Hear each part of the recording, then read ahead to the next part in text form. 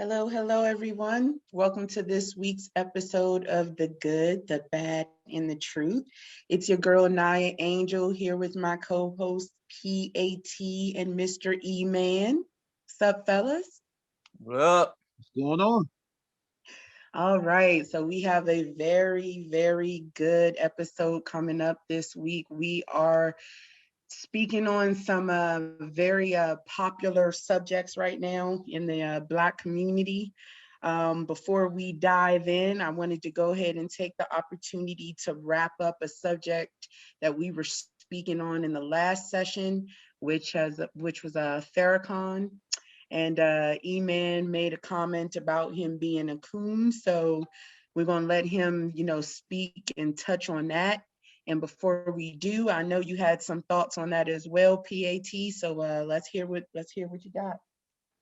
All right. So I have a brief disclaimer. So I'll just start off by saying, for the record, I believe everyone here on this podcast is pro-Black. Mm-hmm. Now, if anyone isn't, then they can correct me if I'm wrong and say otherwise. I'll speak for myself and say that I am pro-Black. However, I understand that the term pro-Black is not monolithic and can mean different things to different people. This podcast that you, the audience, is listening to is a culmination of different personalities with different perspectives and outlooks on a variety of things. While we might agree on a lot of topics, we will have disagreements. We will be touching on Minister Louis Farrakhan.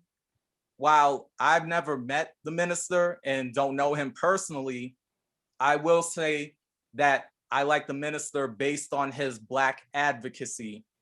I understand that he is highly valued in the Black community. Now, I know that he is not perfect, and many people see him as problematic or controversial, and maybe might know certain things about him that I don't know. What I say to that is, whatever information is out there that people know, I personally need to see receipts. Opinions are one thing, but I need facts. And I'm just speaking for myself. I need facts. I'm not going to simply stop supporting someone just based off opinions. If I were to stop supporting anyone, it would be based on factual information. I need to see facts before coming to any definitive conclusions on anything or anyone. With all of this being said, some of us like Farrakhan and some of us don't like him. Whatever you hear from one person on his podcast is not a reflection of the entire podcast. So just wanted to put that out there, put that brief disclaimer out there, or maybe not so brief, before we touch on Minister Farrakhan. And I'm gonna go ahead and open up the floor to my man E-Man. So thank you guys, I really appreciate, that, respectful disclaimer. You know, Absolutely. so, first episode, I called, the minister a coon and whatnot. Now, I've never met the man, but I'll tell everyone, for me, I've been supportive to a lot of Black leaders. All right. And what I mean by that, like, there's a lot of leaders that I read, listen to, follow every single day, because from not just me being, as an indigenous person, because I don't like to use the word Black because it's a color, I always call myself indigenous because I am indigenous to this land. All right. There's a lot of things that I would tell people that and what I mean by that, when I see something that just doesn't make sense or doesn't even look right, it bothers me because, like, I've told several people this daily, you are what you are of who you is. And what I mean by that is, if you choose to be this and this is what you're putting out there, that is you, you know. That means once you support yourself towards everything you do. You know, you must agree to everything you've done right. You must agree to everything you've done wrong. And I tell everyone that is who I am every day, you know, because nobody's perfect. So I know what is righteous. I know what is non-righteous. I know the righteous things I've done, and I know the non-righteous things that I've done, you know. Looking at the minister and whatnot, this is the same guy who also was around Malcolm X, who also breathed the same thing, that the white man was the devil. That was something that he took on years and years. All right. All right. There was, all right. All right. There was, and we're going to leave the link down below. All right.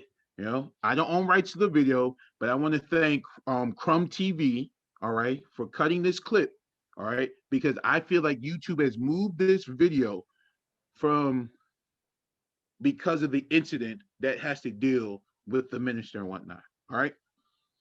So, you know, I don't own rights to the video that we're going to leave at the link, but thanks to Crumb TV that they actually cut whatever of this, you know, sermon that he had. But if you watch the video, it's not that long because they is basically around the introduction. All right. There is, you know, a European fellow, because I don't like to use the word white, all right, who is introducing the minister. All right.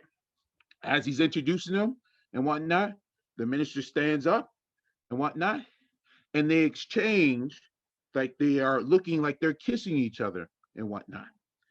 If you zoom in and you stop the video, it is basically they're kissing cheek to cheek, almost close to the lip and whatnot. All right. This is the same man has always said the white man was the devil, you know, and the white man, you know, is the problem in towards our community.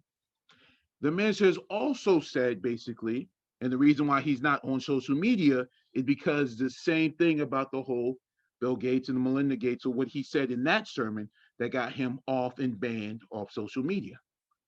But if that man who called Bill Gates and Melinda Gates, you know, very evil people, that they don't have the right to force a vaccine on us as people, my question is, why would the minister be with a man who has, you know, that he has gotten close, very close to almost kissing him and whatnot, close to the lips, almost, it's so close to the point that he's about almost like an inch away from his lips and whatnot.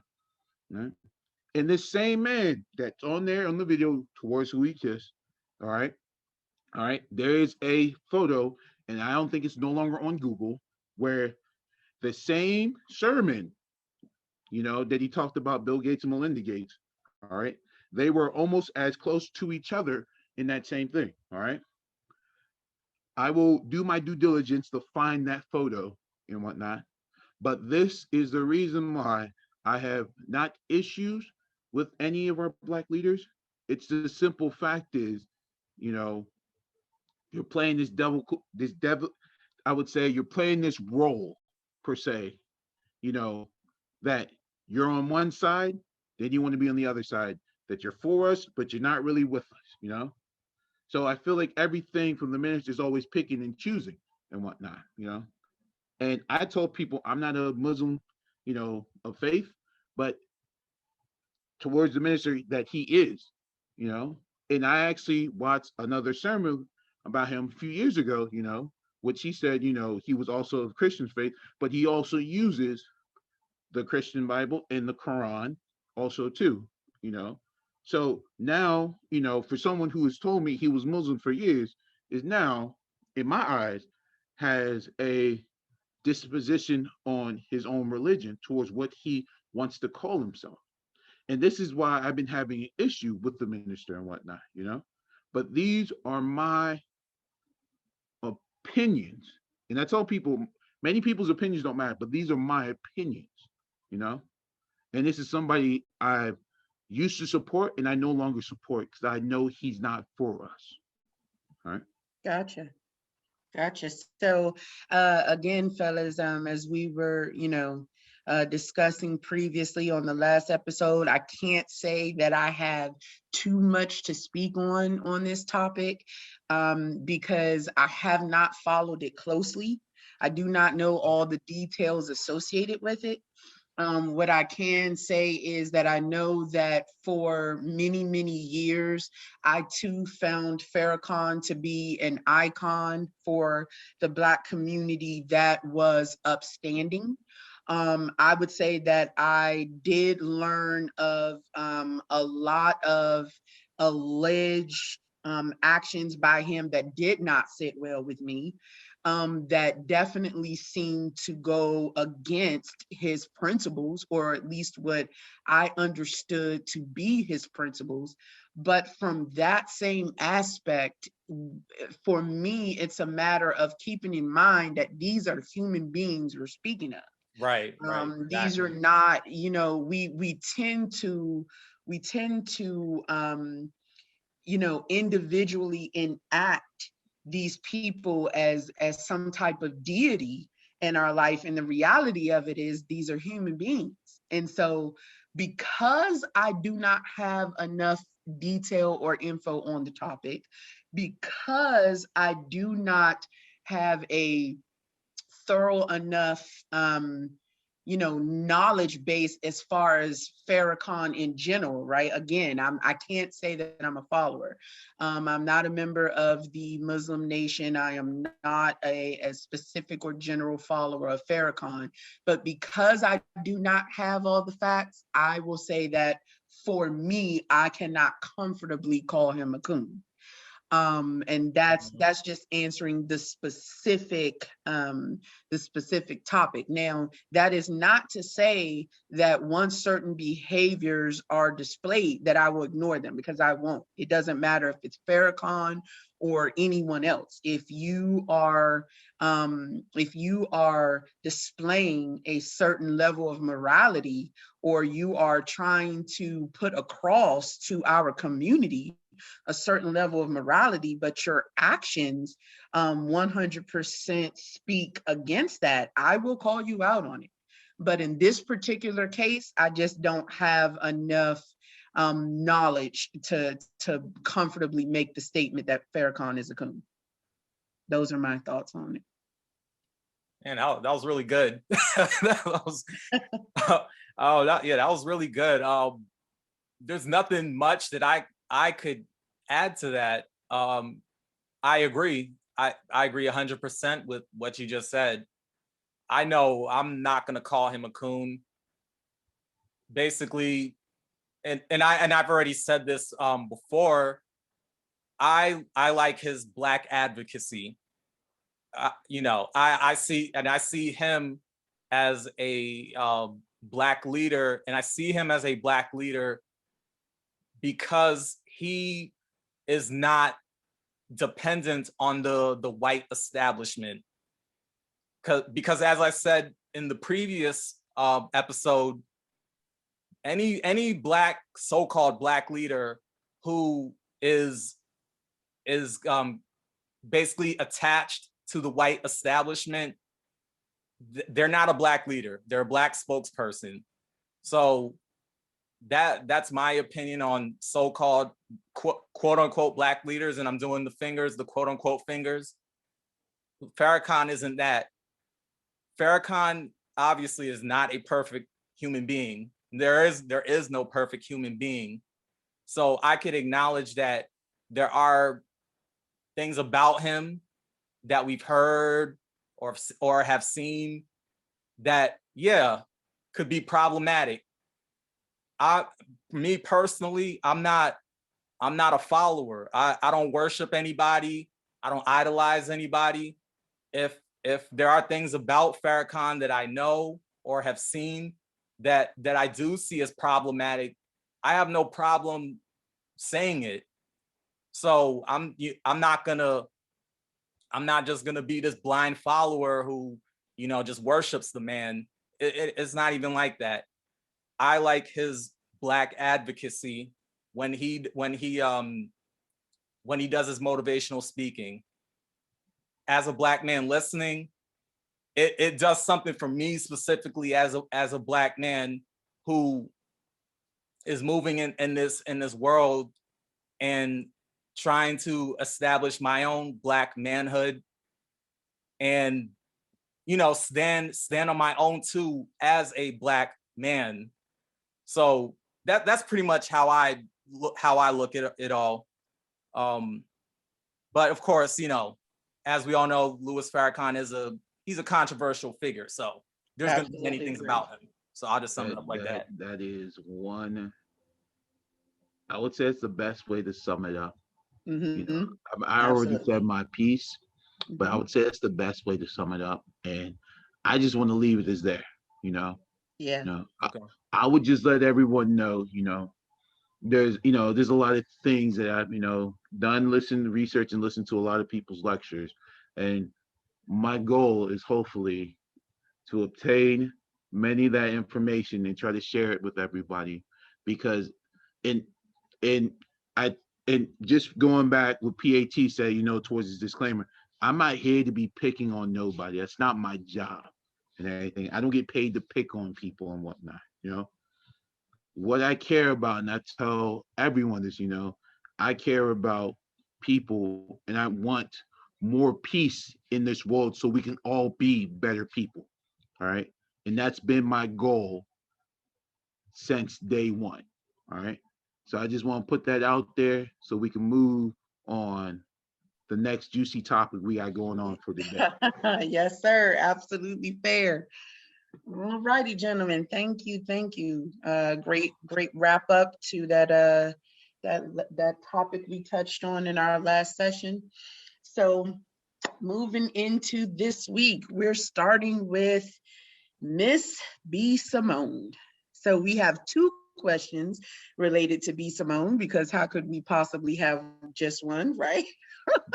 She's all over the place, on in magazines and etc. A lot going on. But so our first topic of conversation relating to her and our question is regarding the plagiarism of her new book.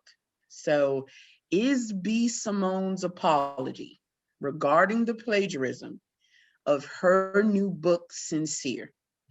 So I think we started with Pat on this last one. So E-Man, I'll throw it to you. Well, I don't know too much about her writing a book. I did hear about it though. But I tell everyone this, how many rappers have ghostwriters, also authors also do have ghostwriters, and they actually, have people write their books and whatnot. And for plagiarism to come up, towards anybody who's not an author, because B. Simone is not an author, Right. It doesn't shock me about this whole plagiarism thing, because I tell everyone's you basically, when they're creating books or doing certain things, they're always, even with when you make rap, they're sampling also too, but the goal is behind, you make sure you cite and document, where you got that information from. I think somewhat they taught us that in school. Absolutely. But yep. It seemed like in this case, seemed like B. Simone didn't do that, but I don't blame her, I blame the simple fact is, when I wouldn't say, I don't want to use the word celebrity, but when you are a public figure, that sounds better, you see how, they're doing one thing, but they're trying to move on to the next thing, and then, you meet somebody who's an author, then you think you can do it too, so you just want to just jump in there and just be like, boom, now I'm an author.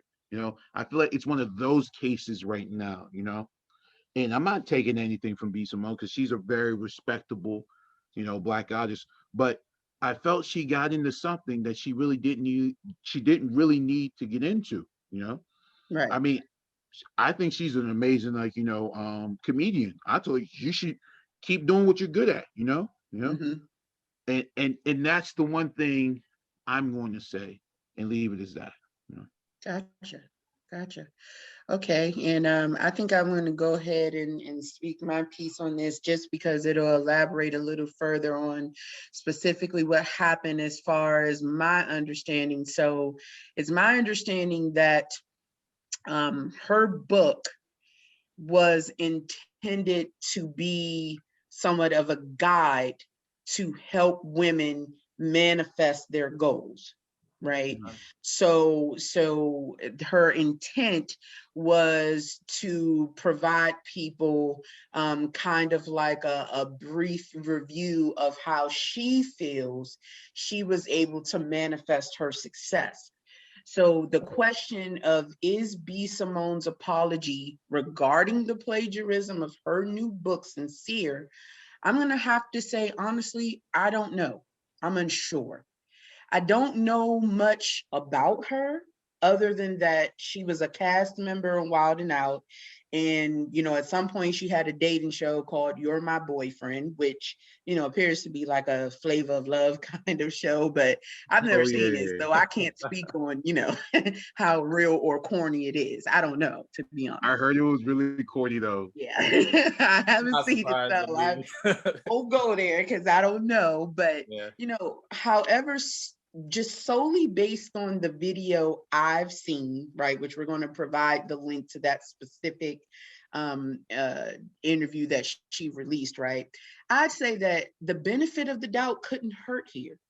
It does seem like she could have done more, but the benefit of the doubt of whether she was truly in knowledge of plagiarism being used in her book, I would say that should be afforded to her. Because B. Simone mentions in the interview, she is not an author, like you mentioned, E-Man. She's not an author. That's not what she typically does. She hired a team to write this novel for her, okay, to assist in the entire process. And she states in the video that she released that, although she hired this team, she did have a responsibility as the leader. I think she actually specifically used the words coach, to make sure that everything was up to par, and she did not do that. She used the words full accountability, that she was taking full accountability for this issue. And she even starts off the video by saying, this is now a legal matter. So for me, when you put those two terms together, and I have to imagine that her legal group would have advised against it, right? Possibly, if she was just simply going to deny everything. But when you look at it from those two perspectives, that she knows that this is a legal matter, but she's still taking the time to say, I take full accountability for the frustration that these women who are making these claims have suffered, I would have to say that it could not hurt to give her the benefit of the doubt as far as the sincerity of this issue. And that's kind of where I am on this particular question. It's one of those things that you're not trying to get sued, so Oh no. Well, she's already getting sued. The yeah, but lawsuit is there. there's a big difference getting sued, and there's a big difference is you being sued, and hopefully you don't lose anything after this. Sure. I feel like for her, she don't want to lose anything, so that's why she's keeping her mouth closed as much as she can. But Absolutely. Yeah. PAT, what say you, sir? I would say my take is, and I'll be honest, I don't know a whole lot about B. Simone. I've read some things. I've looked her up, and I looked up her social media. So based on that, and then based on what you guys just said, yeah, I don't think it hurts to give her the benefit of the doubt. What I will say also is, when you are a celebrity, a public figure, you definitely have to dot your I's and cross your T's with everything.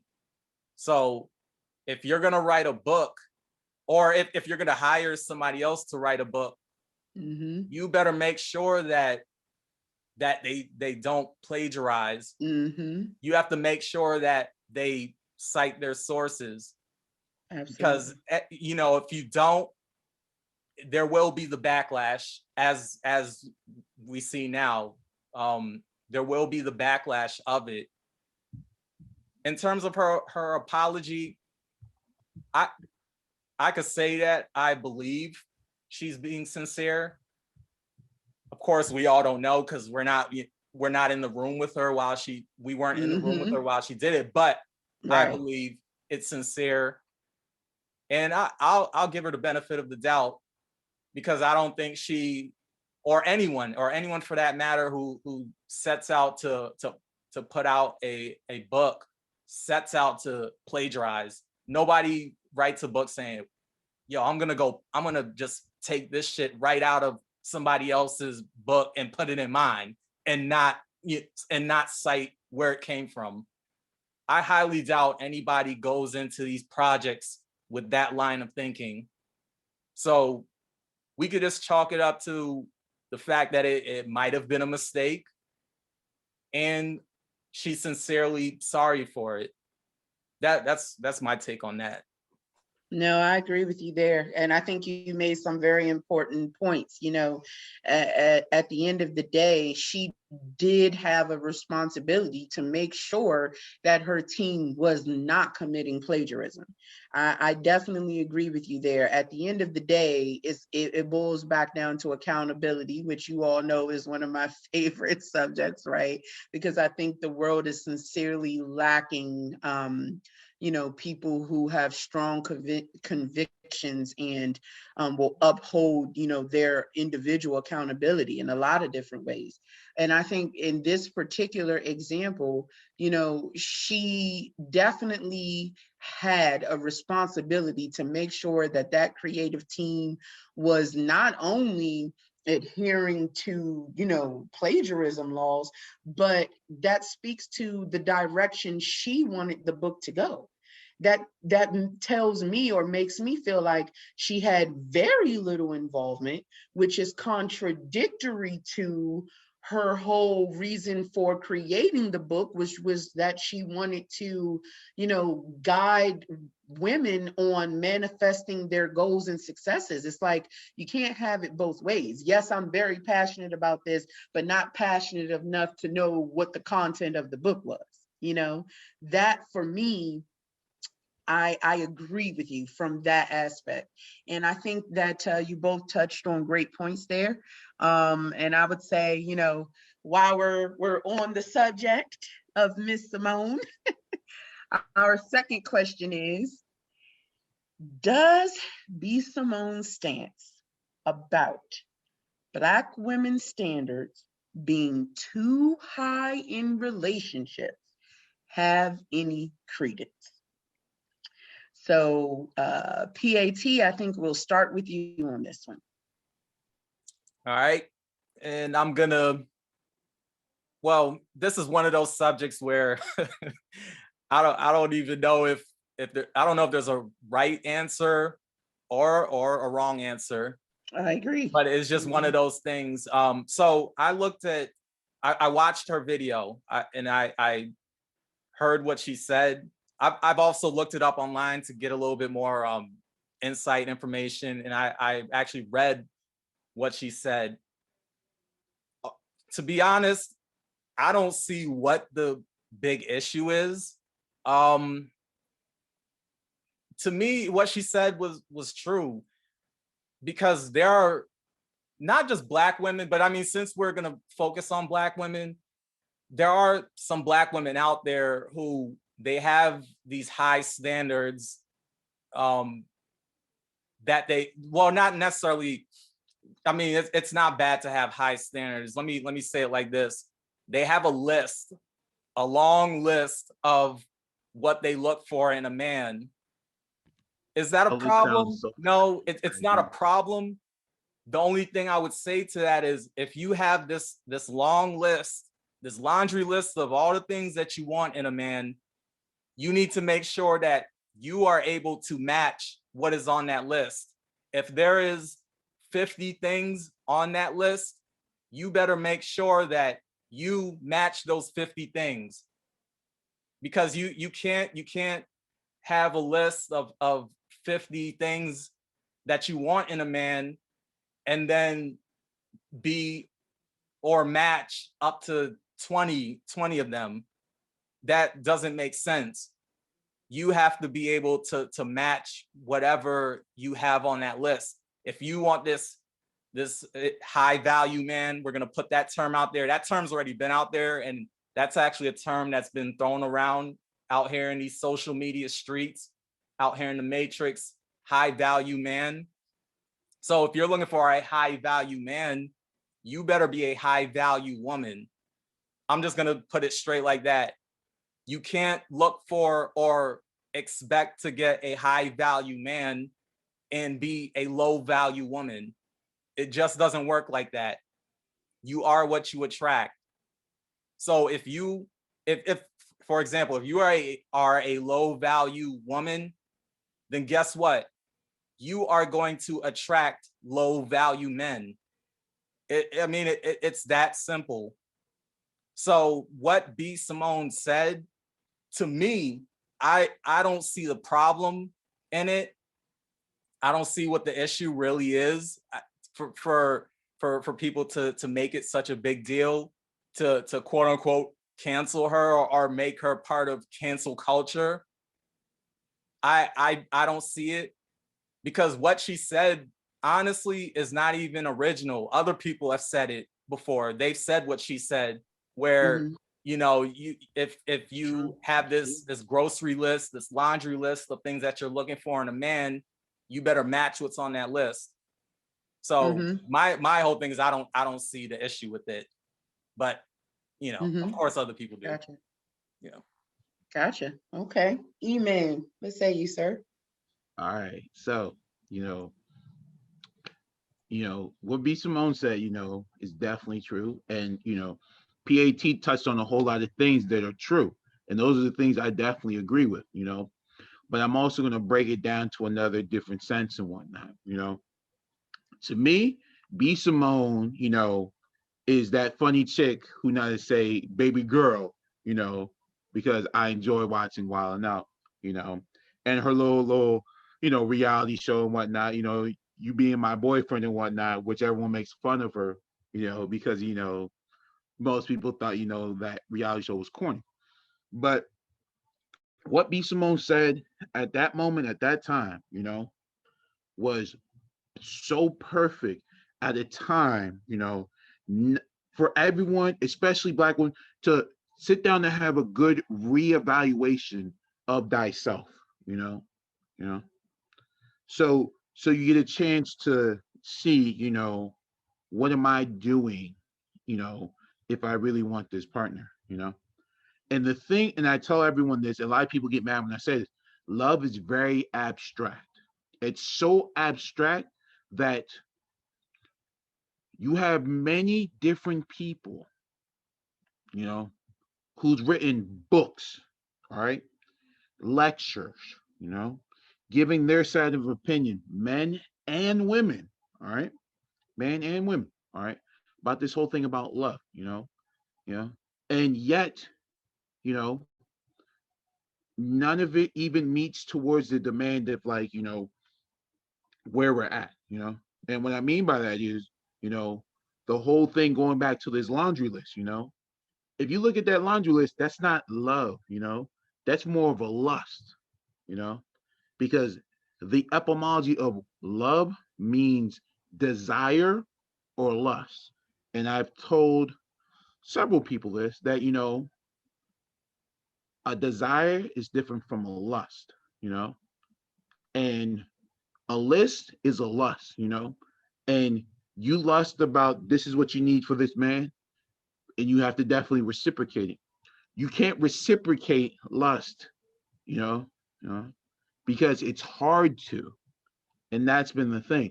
And us being in society, and most people say, we're in a, European society, because, this is, we are all different people, but we're mostly, there's more different, European hairstylists out there versus, that, us as people, we got to go somewhere different. That means, fellas go somewhere different to get a haircut, women go somewhere different to get their hair, or they have their friends or their moms to do their hair. so on and so forth and whatnot, you know.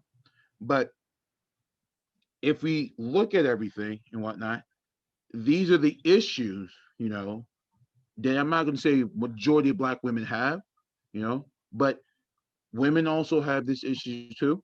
And this is what has been going on. And this is what I told, we need to stop this whole lust thing and whatnot, you know. And people get mad at B. Simone for what she said, but the more people get mad at it because you know that you have that same issue too, and you need to work on it. And that's what many of them don't do. You know, that's where that anger kicks in and whatnot, you know, and that's when jealousy kicks in, you know, because, you know, my friend has this and I don't Mhm. have this, you know, and Mhm. and I'm glad B. Simone said it because, you know, not because she's some, you know, a low public figure, but many Black women won't say that. And that's the Mhm. issue, you know, Mhm. that's the big issue. And this is the thing why I enjoy listening to other, you know, public figures, you know, especially women, because I want to get their insight of what's going on, especially many Black women, you know, but we don't get that, you know, and you wonder why Black women are the way they are, you know, and this is the Mhm. issues that we need to get away from, you know, Mhm. but but Okay. that's just, you know, my take, you know, on this situation, and Sure. I'm 100% behind B. Simone for what she said, and y'all can get, like, anybody who's listening, if you get mad, that's fine, that's cool with you. But I tell people, women, especially, but keep working on yourself to be a better person. And that's how Mhm. I'm ending at this moment. Okay. Okay. So this one is going to be a little tough for a lot of people, as far as my answer is concerned, because I'm going to speak this truth from a Black woman perspective.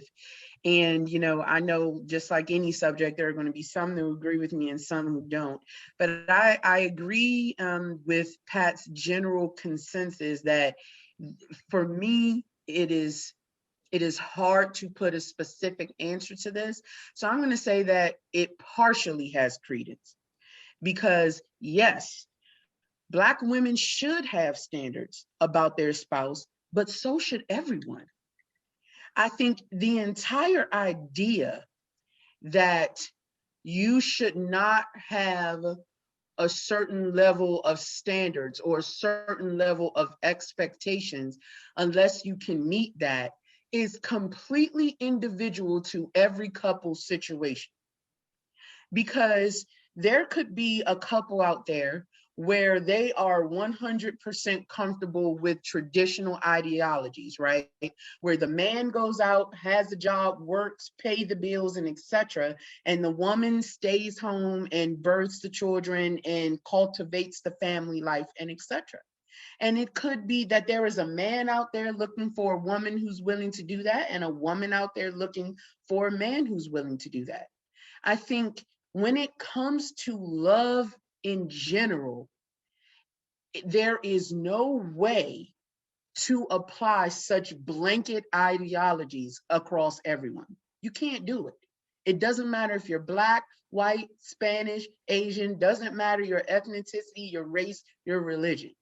The two individual people in that relationship have to decide what best suits their relationship. I have in my own past, and this is in no way to be braggadocious, but I have in the past always been a little more financially stable than the men that I have been in relationships with. And a lot of women that I know would look at me and say, why did you even give them, a second thought? Why did you even pursue the relationship or move forward with the relationship? And I would say, because even though in that moment, they were not as financially comfortable as I was, that wasn't the sole factor for my decision to move on with the relationship. There were multiple variables that had to be considered, right? There were, there's obstacles in any relationship, And it's the responsibility of the two involved parties to determine what they're willing to accept and what they aren't. B. Simone's comment for me seems to indicate that generally Black women just have these ridiculous expectations for men that most of them can't meet. That's for me, that's somewhat what I took from it. And I think she missed an integral part of it. Black women traditionally in society have been an underdog in many ways for many years. 50 years ago, we weren't getting the best jobs. We weren't getting the best opportunities, whether we matched the credentials of our competition or not, right? That's first of all, as a woman, add on that a Black woman. So I think now that we have overcome such large hurdles from that perspective, we're now in the position where we're able to say, what is it that I really want? Not what I have to accept, right? Because for a long time, to survive the societal restrictions that were put on us, right? Like the government's blatant, and I'm going to say this comfortably, their blatant agenda to separate Black families, right? I believe that exists in my heart. That's I true. believe that. That is true. That Okay, is true. their blatant agenda to separate Black families and etc. that Black women have had to deal with in the past. We had to accept certain things. Grandma was with granddaddy, even though granddaddy had 5 children out of wedlock, etc. But grandma didn't have many options to leave that situation. I think what B. Simone failed to do in this statement was recognize those restrictions, recognize those blockers that Black women have overcome, and apply a little understanding from that perspective. Is her general consensus correct? Absolutely. But it's correct for everyone, not just for Black women, for everyone. 2 individuals need to decide together what their stipulations are for being in a loving relationship with their partner.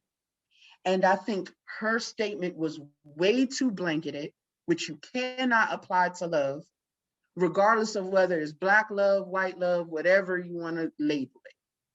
And so my issue with that is make sure that you are providing an opinion that is inclusive of all the variables if you're going to make a blanket statement. That's a scientific responsibility, right? If you're going to say this rule applies to all Black people, then you have to consider all the variables that all Black people face. If you're going to say this statement applies to all Black women, then you have to consider all the variables that all Black women face.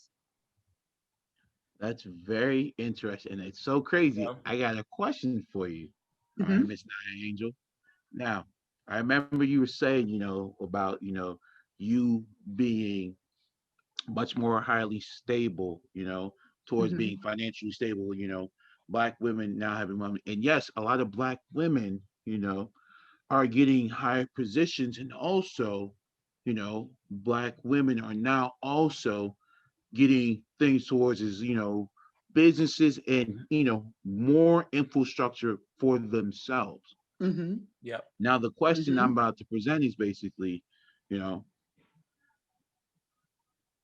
do you feel that there is a emasculation towards Mm-hmm. women who are financially do you feel like this is a burden that's been, wouldn't say hindering Black men or indigenous men, but do you feel, this is a key thing have they done to destroy, you know, what we call Black love? So just to make sure I understand your question, you're asking, do I feel like Black women now having a larger spectrum of opportunities for financial stability that we hadn't have in the past, is that a tool being used towards the de-emasculation of Black men? Yes. Okay. So I would say that I think it is not necessarily a tool, but a result of. I think and I'm going to use this term for lack of a better one, but I think the consequence of, and I'll tell you why I chose that word. I think the consequence of Black women finally having opportunities that were not always available to us is that there is an illusion of emasculation in society for Black men, because I happen to now be in a relationship where I am 100% more comfortable in my role than my prior relationships. And when I say more comfortable in my role, I mean that in two ways. One, more comfortable in my role in my career, in my position, being a department head in a finance department, okay? And two, my role in my relationship, because prior to this relationship, I always felt an overwhelming sense of quieting down my accomplishments to not offend my partner. Whereas the relationship I am in now, it is the complete opposite. It is healthy. We are both pursuing both separate businesses and joint businesses. We are both amassing Congratulations. wealth together. That's great. That's Thank amazing. you. Thank you.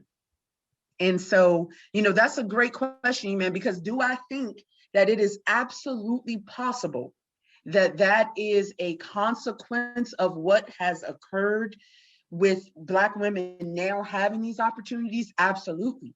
But I think the individuals in the relationship had to establish with each other, what does that mean, right? Knowing that, hey, what I want from my spouse is success, not only for them as an individual, but us as a couple, as a unit, then that's simply a matter of whether that male will allow himself to feel emasculated. And so I think that's couple per couple. Absolutely. Thank you for answering my question. And the reason why I asked this question, because, our host is a Black woman. And I feel me asking this question, I feel like we have sparked something so that we can, better more and more women, not just Black women, but women as a whole, And I really appreciate you just answering that question. Sure. Absolutely. Absolutely. And Pat, did you have anything you wanted to add before we wrap up the subject, sir? Not really. I mean, you definitely you just killing it today. Thank you. I did my homework today, fellas. I know. I can't even. I'm sitting over here like, damn. Like I'm over here. I'm like, man, I don't think I'm doing a good job today. But she is killing it. Yeah, she killing everything. it. I can't say anything else. Yeah. Gotcha. But I appreciate this though. That definitely. We're able to have these open and honest and truthful conversations with each other. That's the point of this podcast, is that, we were keeping it real with each other, 100 with each other, whatever you want to call it, on every subject we were discussing, just, on general Facebook posts. So. Right. That's what you're going to get when you come here. You're going to get the real. The only brief thing I will add before we get to the next topic is based on what B. Simone said, what I would say to, since we're speaking of Black women, we'll just say Black women. What I will say to my sisters out there is, if you want a king, then just remember that a king needs a queen. Mm-hmm. So you can't basically you can't necessarily be a peasant, or you can't be, and peasant might not be the right term to use, but Mm-hmm. you can't you can't not be a queen and expect to get a king. Right. Kings get with queens. So if you are a queen, a true queen, you will get a king. Exactly. So I'll just put it like that. No, I appreciate that. Yeah, you got to elevate, man. I agree completely. All right, great stuff, fellas. So next question, and this definitely is a that subject was definitely a good segue to here, talking about our kings and our queens, and you know what relationships look like in the Black community, and the fact that they're so diverse. But our next question is Russell Wilson a simp? And I'm throwing up my quotation marks there, right? Is Russell Wilson a What is a simp, simp, by the way? based on the public this is new perception terminology of for how me. he treats Sierra? Exactly. You know, I was actually going to start my response when it was my turn with the fact that, you know, that's another one of those terms where it is going to vary, right, in meaning per individual narrative. But yeah, so is Russell Wilson a simp based on the public perception of how he treats Sierra? So I think we're going to throw that one to E-Man. What say you, sir? All right. So first thing first, no one killed me and anything like that. But you know, I don't know what the word simp means. Like, because I feel like there's so many terms now. Like I just found out like a few years ago what the word clout means and whatnot. And I found out clout's been used like so many, like this year's been like, I don't know why it's a new word like clout, but they've been using that for years. And a few artists actually use the word clout in their song. But like this whole simp thing, I feel like it's the same thing. But first things first, I'm gonna be completely honest and everything. I feel that Russell Wilson can do better without Sierra. Anybody can fight me on this, but that is what I'm saying. Someone might. Yeah, so yeah, someone might get up in here with some gloves and be like, yo, this fool E-Man is crazy. Well, I'm talking crazy right now, and let me continue talking crazy. Right? So Russell Wilson, you know, I found out about Russell Wilson when he was playing college football, at Wisconsin, because I went to Penn State. But so, and suppose he was dating some chick, seemed like they fell out. Then he go meet out Sierra. All right. Now, when people tell me about Sierra, so I think, when did Sierra come out? She was like, her first album was like, I think I was like, oh, that's a great question. Like somewhere in the early 2000s. Early 2000s, right? Early to mid 2000s. Early 2000s. I'm thinking it was more like, because I think, were we in high school? Because I'm thinking it was like 04, because she was like, I feel like we were. Yeah. Yeah. I or think getting out of high school. Yeah, in and out of high school. 2004. 2004. Yeah, so I was 2004. So I'm thinking, okay, so I was probably like a junior. Yeah, I was probably a junior in high school when she came out. So she was like 17 and whatnot. And every time I think of Sierra, all I think of her first like single is My Goodies. Like every single time I think of Sierra, that's the only thing that comes out. Then she did a song with Petey Pablo and whatnot, And yeah, I'm giving y'all some good facts about music. But like Petey Pablo, you know what I'm saying? I used to listen to him a lot because, when he made that song, the Jones was talking about North Carolina, raise your shirt, like a helicopter and whatnot.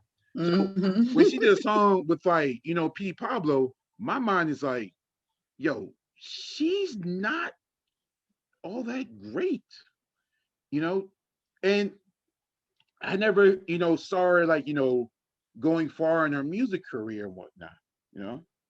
But I will give her the credit towards, that body part song that she came out with, I give her the credit. It's not a good, it's not a bad song actually, even though she sampled one of the best songs that came out of Georgia. But that's just my take on it, you know. But he can do better without her. I don't think he really needs her because this whole thing they keep talking about, oh, like she dated Future, but it seemed like that's the type that she kind of likes, you know. And it seems like she Future disrespected her, even though they had kids and whatnot. So she went for a guy who won't say mean things to her, who won't be as nasty as. So I think she groomed herself, you know, to fit in the mold for Russell Wilson, you know, because Russell Wilson is a very established QB in the NFL. He's gotten big contracts, so he definitely has, a good bank of bankrolls in the bank, So and he's not, you know, to me he's like a nerdy dude. You know what I'm saying? Oh boy. Yeah. And the reason why I'm saying this because I'm a very nerdy dude. So just by seeing what Russell does, you know what I'm saying? He's trying to fit in, but I know that's not him, you know? And I can just tell, just like when I first saw him when he was in college, and now where I'm seeing him now, And like, if you notice, like, have you heard really anything that disturbing in the NFL about Russell Wilson? You know, like since he's been in the NFL, has anybody heard any crazy stories about him? You Nope. know, nope. Nope. And then you could just I tell the think type there of was personality one the man. about something with his ex-fiance, just because Yeah, you that was asked. yeah, that was about the only thing. But it seemed like, and I think this was the time I think he was dating Sierra and whatnot. So, and I feel like that's the only thing. But like anything like up real, like, him doing something violent to a woman or like any type of like domestic things, there's really not much out there about him. But he can do way better than Sierra. Was Sierra like that pick that came up? Yeah. But I feel like he can do 10 times better without her. You know? I feel like anybody's worthy, to be towards what he wants, but he shouldn't lower. I feel like he's not lowering his standard. He shouldn't lower himself to feel that, Sierra is some prize that he won and whatnot. Because Okay. I feel like Russell can do well on his own. Maybe Sierra has accepted towards who Russell is, towards like his personality, of certain things in that nature, where many women are not so, pleasing to another man's personality because we might not do some of the certain things we want to do, but I feel like that's where where the situation's coming from. But at the end of the day, like Russell can do better than Sierra. That's what I'm saying. And Okay. even if Russell Wilson's listening and everything like that, I'm just letting you're a good brother and keep elevating yourself to be a better person. But just from my point and standpoint, that you can do way better without her. And that's just Wow. me. So Wow. Okay. All right. And PAT, I'm going to allow you the option to either go ahead and speak on your piece now, or you can go last. Up to you, sir. I can speak my piece now. Okay. So when it comes to the term simp, I was already familiar with the term because there are podcasts that I listen to where the dudes on the podcast have mentioned this term and they've talked about people being a simp. So I already heard the term before and I had an understanding of what the term means. I've looked on urbandictionary.com to see what other people are saying about it. Right. And I see what other people I said love online. that dictionary, by the way. So what I will say, so when we ask the question, what is a simp? A simp is short for sympathetic pimp. Also, simp is defined as a man who is overly submissive to a woman and gains nothing from it. Basically, a man who will do anything to get a woman to like him. He'll buy her gifts, he'll pay her rent. Basically, he'll do any and everything that she tells him to do, just so he can be in her good graces. So that's the definition of a simp, right there. Mhm. So based on that, I'm gonna just go through a quick rundown of. So we got Russell Wilson, quarterback of the Seattle Seahawks. Mm-hmm. Then we have Future, who's a rapper. Ciara, is it Sierra or Ciara? I always struggle Sierra. with Sierra. Okay, because I've heard people say Ciara too. Okay, Sierra, R&B singer. She has a son by Future. Mm-hmm. Speaking of Future, just to give a rundown of his whole thing, he has a total of eight kids, Mm-hmm. and a total of 6 baby mothers, Mm-hmm. five or six from what I've read. Mm-hmm. Sierra is one of them. He Mm-hmm. is seen as a bad boy. And I'm putting up the quotes again, the air quotes. He's seen as a bad boy. He raps about drug usage. Now we go back to Russell. Russell is, and I'm putting up the air quotes again, the nice guy. So based on that, I've heard people say that Russell Wilson is a simp even before this particular controversy, or I don't even want to call it a controversy. It's more, to me, it's more so of a non-controversy, which is not controversial. But he recently said that his biggest fear was losing Sierra. I believe she was asked that same question, but she didn't say her biggest fear was losing him. But he said that his biggest fear was losing her. So, but before all that, people were calling him a simp. And they were calling him a simp because Russell Wilson, he's seen as this good guy who's got a lot of things going for him, as E-Man has stated.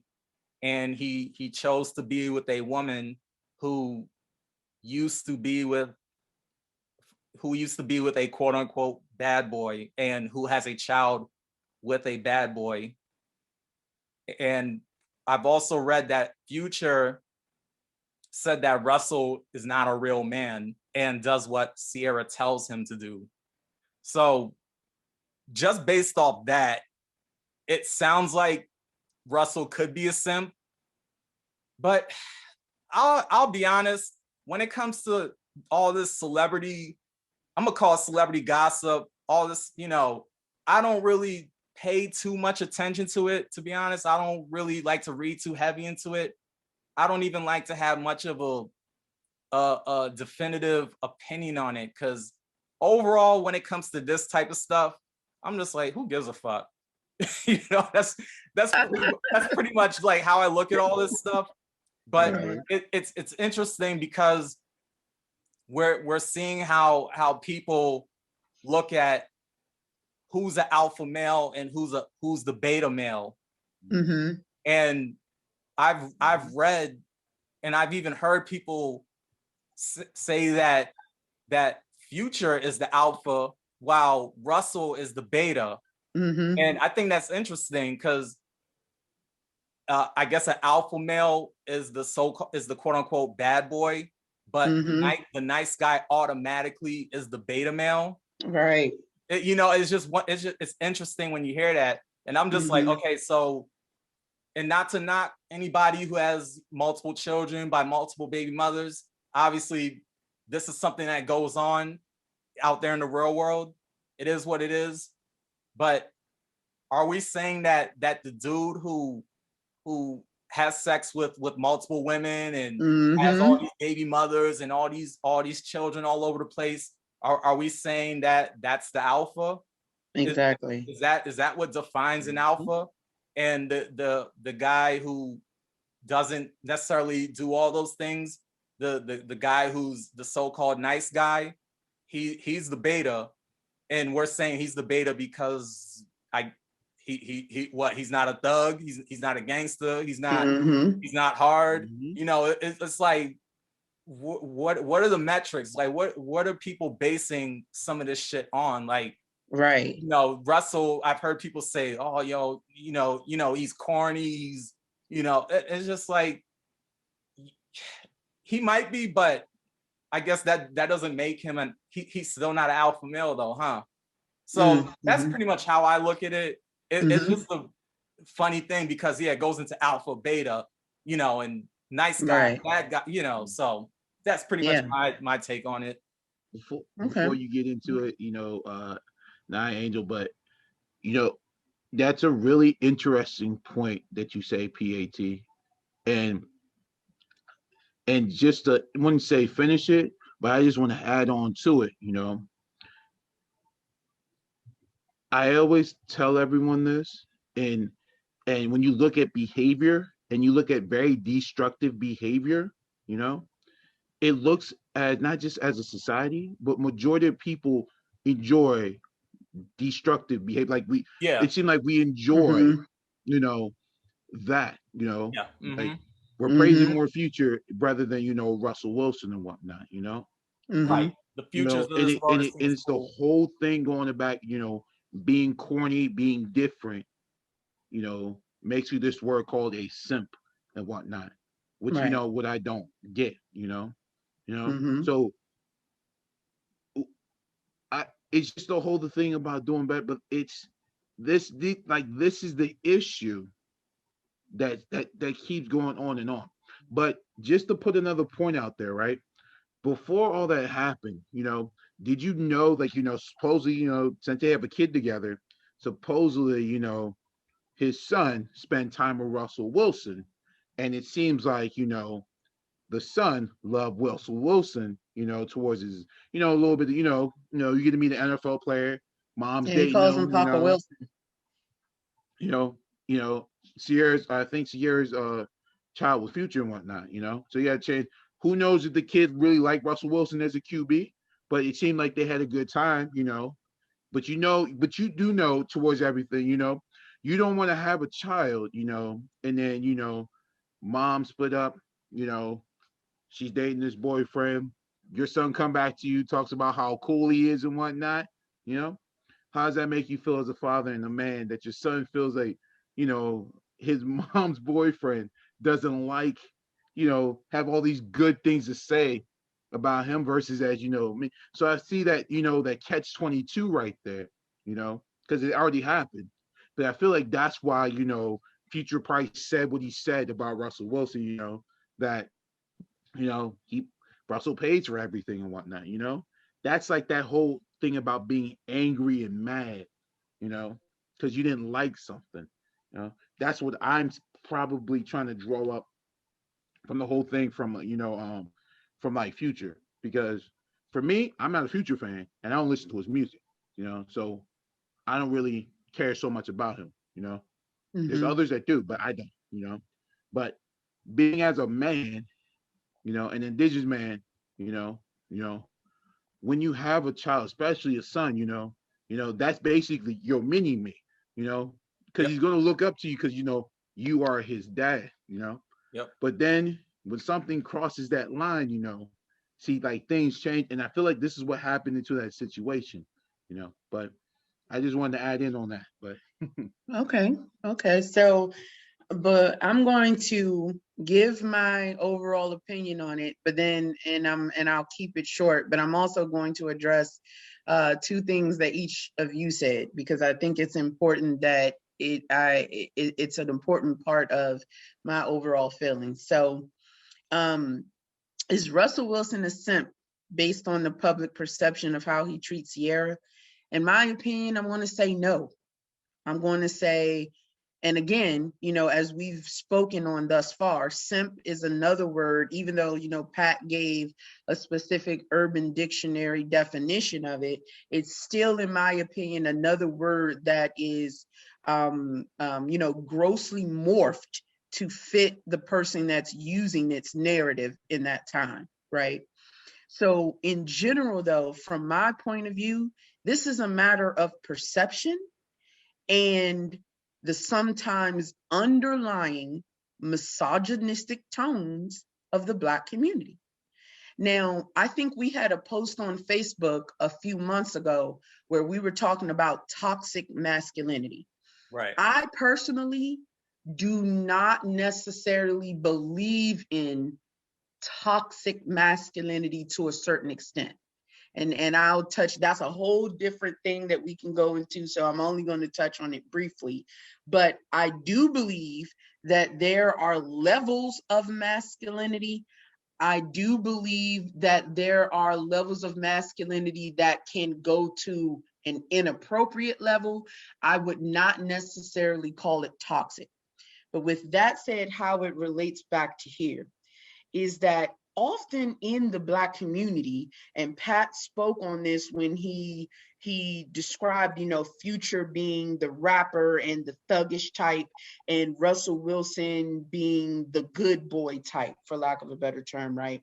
Often because those are people perceptions in our community, people are not going to be able to relate to something that is unrelatable.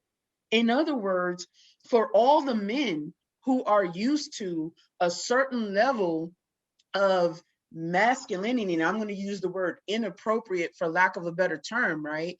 And who can relate to that because that is their own behavior or that is what they've seen, Future is going to come off as the victim in this case, or as the person that they more than likely equate themselves to.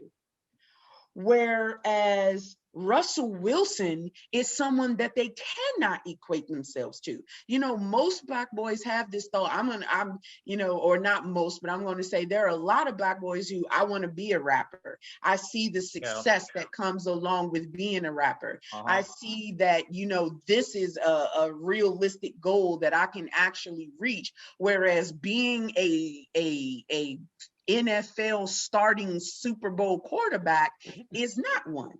And so when you look at just what people relate to, the underlying issue being the societal restrictions that are placed on the Black communities. And so the images that Black boys have to look up to, not just Black boys, but we're speaking specifically on Russ and Sierra. That's why that applies. And B, the fact that we are pushing in every single medium form that we have, this idea that this is representative of an alpha male versus this representative of a beta male, as Pat was speaking to before, then yes, people are going to declare him a simp. Do I actually feel like he is one just because he declares his love for his woman? Absolutely not. It's sad that a man is comfortable doing that is viewed as a simp because he's not the relatable figure, because of the societal restrictions that have been placed on us, because of all of the social just images, that the negatives, I'm going to put negative in there, the negative images that are being portrayed of Black men.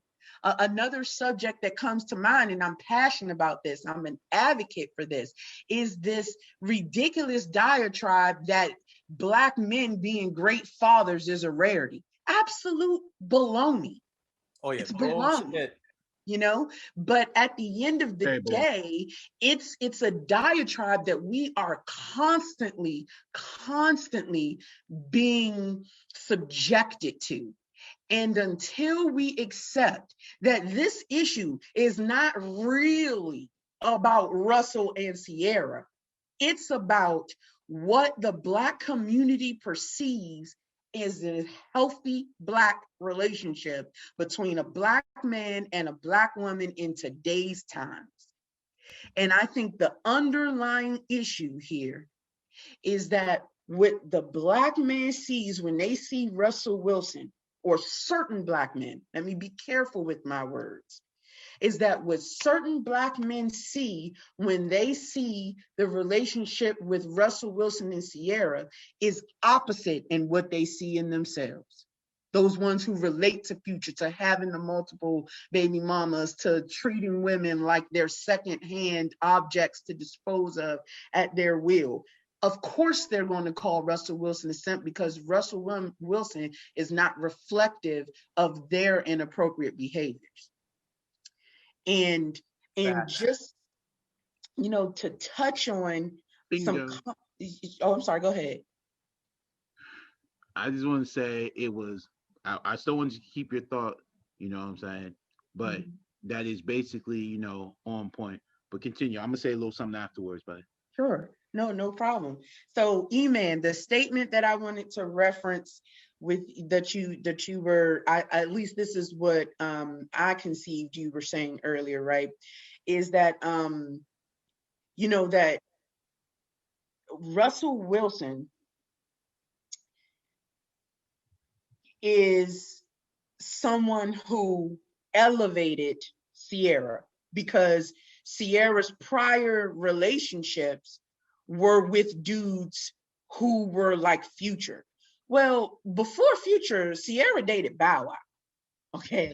And I don't know that many people would claim that Bow Wow is sort of like an alpha male. I think Bow Wow gets that corny kind of, a little, he's a little, I think from the DMV terms, we would say Bama, right? yeah, Like he was a bad one.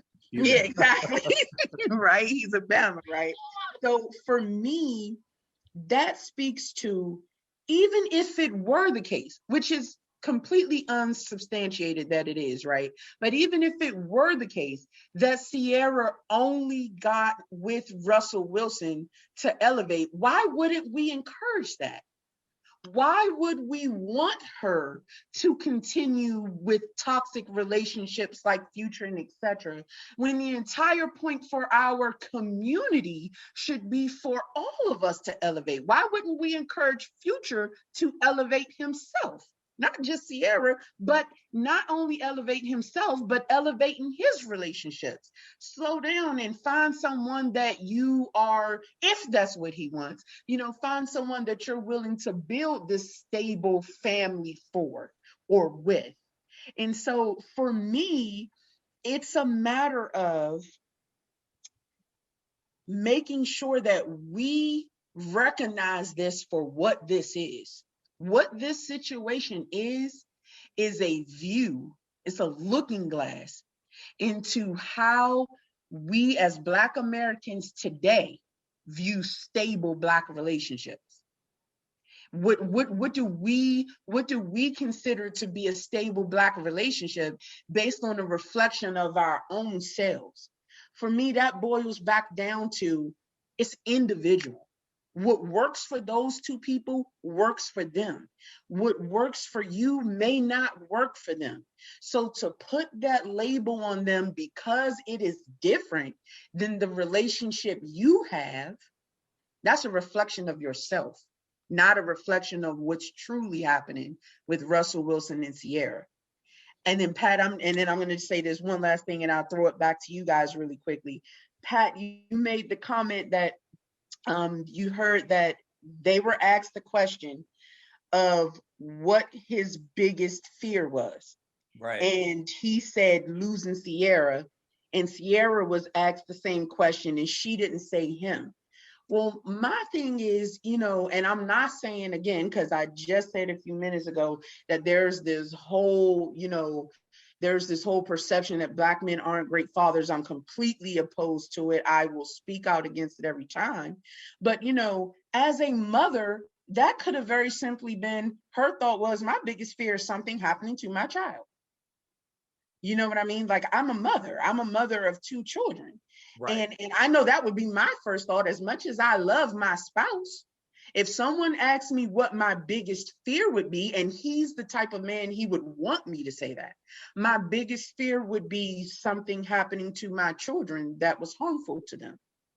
So I just wanted to touch on those 2 points. I know I've been at it for a little while, nah, guys. nah, I'm Nah, you gonna throw you the good. good. floor You back. You good. good. You good. But I just want to basically, say, and to let everyone be honest to the truth, I'll be the same way too. That's my biggest fear also too. You know, is losing a child. That's always been my biggest fear. Because I've already had two people going through it already. You know, Mm-hmm. Mm-hmm. and I was around that, and I saw, how broken, both of them were at that moment. Mm-hmm. So I know what that feels like. you know, because I've seen it with my own two eyes and been, you know, so and there's nothing, you know, and I tell people that if you are a parent, that should be your number one answer, you know, in my eyes, you know. Right. But Mm-hmm. and now, you know, and now going, you know, back to the whole Sierra thing, but just, you know, that is true. She did date Bow Wow, you know, but even in my eyes, when I saw that, you know, I felt basically, you know, that Sierra was actually elevating Bow Wow. And here comes the thing how so at the time, I think what they did, Sierra was, you know, was the most popular, you know, artist at the moment, you know. So her dating Bow Wow helped, you know, Bow Wow elevate himself because now, you know, it seems like it was like a reverse role, you know, that it seemed like Sierra made Bow Wow look good and better for him and not the other way around. So True. the whole simp thing, you know, I felt like, you know, Sierra was more the simp to Bow Wow, you know. Now, you know, coming now, years Interesting. down the lane, you know, now it's falling, you know, towards Russell Wilson, you Mm-hmm. know. But I told everyone this, you know, many people, you know, towards in our, you know, Black Indigenous community, you know, they enjoy drama and toxicity, you know. Mm-hmm. So that's basically what majority of the ones who public figures per se are always seen on television. Like, you know, like and I tell everyone like I watch almost everything I can, you know, you know. And that's all like I used to watch Basketball Wives and whatnot when it first came out. But Mm-hmm. I'm gonna tell you the reason why I stopped watching it. I started seeing now the toxicity of everything that was in it, Mm-hmm. you know. And that's what I saw that basically it seems like we do is enjoy drama and toxic things. Mm-hmm. So Yeah. it seems Yeah. like we don't want good things, you know. Because if Yeah. we Mm-hmm. want good things, we would keep it and cherish and value it, you know. But it seems like we don't want to value good things. We don't want to cherish good things, you know. So this is why Future looks the way he looks and whatnot, you know.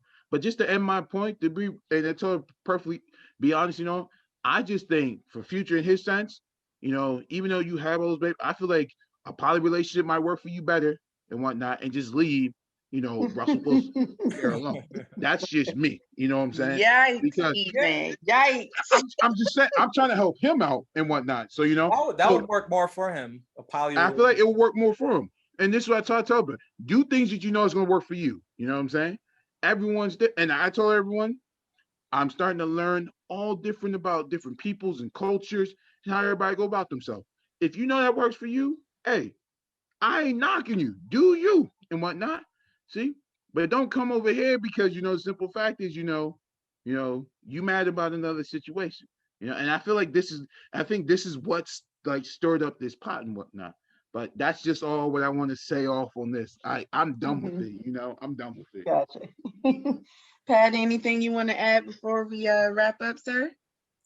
Real quick, a statement that was out there that I thought was interesting and was definitely something that really, I guess, blew up the conversation or the discussion, so to speak, is someone said that women don't want Russell Wilson. They want Future to act like Russell Wilson. So I thought that, I thought it was an interesting statement. And I Oh do shit. think there is some truth to that. And it's definitely something we could dive deeper into on the next Mhm. episode. Okay. And it just goes back into the whole nice guy and bad boy Mm-hmm. labels that are out there. And women, and we all hear about women wanting the bad boy. You know, Right. they want the bad boy. They don't want the nice guy. They friend zone the nice guy. So I I thought that was an interesting statement. And of course, that statement got a ton of comments, a ton of views. Right. And it really sparked this whole discussion about a simp and who's a simp and all that other stuff. Mm-hmm. To end it off, I will say that if we're going by the definition of simp, honestly, I don't really know a whole lot or pay too much attention to Russell Wilson and Sierra. A lot of that stuff, really, a lot of the celebrity gossip is in my periphery. Right. I hear stuff and read stuff here and there. I will say that I won't even really focus too much on them, but I would just say that a man loving his woman, a man loving his girlfriend or his partner, his wife, that in and of itself is not a simp. A man showing his love for his woman is not a simp. A simp is a man who basically will do anything to gain favor with a woman who is not interested in him. Basically, there's no, it's not, the love that he has for that woman is not reciprocated. There's no level reciprocity there. He's doing any and everything he can do to get this woman's attention, to get this woman to like him, but she just is not that interested in him. That's a simp. So that's where I'm gonna end it. No, I feel you, Pat. I feel you. And just to wrap up, I definitely agree with you. I think in Sierra's case, she's definitely interested. I think that's the difference, right? Right. She's married to him. She has bore his child. That too. You can't get more interested in that, in my opinion. But at the end of the day, only those two truly know what the love level is like in their relationship. So I think all of our points are fair. This was a great one, folks. All right. Also, Russell, work on leaving Sierra. You can do it. That's all I'm going to say, Russell. All right. So moving on to the next topic, which is Justin Timberlake apologizes to Britney Spears and Janet Jackson. Now, before I throw this to either one of you, I'm just going to go ahead and recant his exact words from the interview because I think it's going to give us a good foundation before we go ahead and state our views. So on February the 12th, 2021, this is specifically, these next words that I'm going to read are specifically from an article by NBC News. I'm going to read them verbatim and we will provide the link when we drop the episode. And it says, Justin Timberlake on Friday apologized to Britney Spears and Janet Jackson for benefiting from a system that condones misogyny and racism following backlash initially stemming from the release of the documentary Framing Britney Spears. The industry is flawed. It sets men, especially white men, up for success. As a man in privileged position, I have to be vocal about this, Timberlake wrote in an Instagram post on Friday. Because of my ignorance, I didn't recognize it for all that it was while it was happening in my own life, but I do not want to ever benefit from others being pulled down again. I specifically want to apologize to Britney Spears and Janet Jackson both individually because I care for and respect these women, and I know I have failed. Timberlake wrote that on his Instagram post. So our question, gentlemen, is Justin Timberlake's apology to Britney Spears and Janet Jackson sincere or just another example of white privilege? And I'm going to go ahead and throw this one to Mr. PAT. Let's say you, sir. All right. So real quick, when it comes to Justin Timberlake, well, I'll address the apology and if I thought it was sincere. To be honest, I don't know. Mm-hmm. I don't want to say yeah I think it was or I don't think it was. I don't know, and I don't care. And I'll say why. But I don't care if it was sincere or if it wasn't. The apology is just too late. It's too late at this point. I know we hear the saying better late than never, I guess so. I guess, you know, to each his own, better late than never, fine. I just think it's too late because this incident, and I'm gonna just really focus more on Justin and Janet. I don't really care about Justin and Brittany. I never followed that whole relationship, and again, that was in the periphery. I you know, so I can't speak too much on that. When it comes to Justin and Janet, let me just say this. I since we know about cancel culture and all this other stuff, I canceled them before like it was cool to cancel people. Because when that incident, that Super Bowl incident happened, and he threw Janet Jackson under the bus, I was like, man, fuck him. Like, I'm not fucking with this dude no more. And when I say that, it's nothing personal. I didn't lose sleep over it then. I don't lose sleep over it now. At the end of the day, it's business. It's nothing personal where I hate the guy or anything. But I was basically like, fuck him. Fuck Justin Timberlake. To me, the white privilege was shown when he threw her under the bus. He didn't stick up for Janet. Janet was blackballed after that that Super Bowl incident, and he was nowhere to be found. He was basically, you know, elevating. He was elevating within the music industry and the entertainment industry, while Janet was getting all of the backlash. He didn't apologize at that time, and he didn't speak up for her. And I say that because when I back then, when I was like, man, fuck Justin, and people were like, damn, damn, P, like, you know, you a little hard on him, aren't you? And I'm just like, you know, fuck him. And they're like, it's like, what did you expect him to do? What was he? It's like he could have stuck up for her. When she was being blackballed, he could have stood up for her.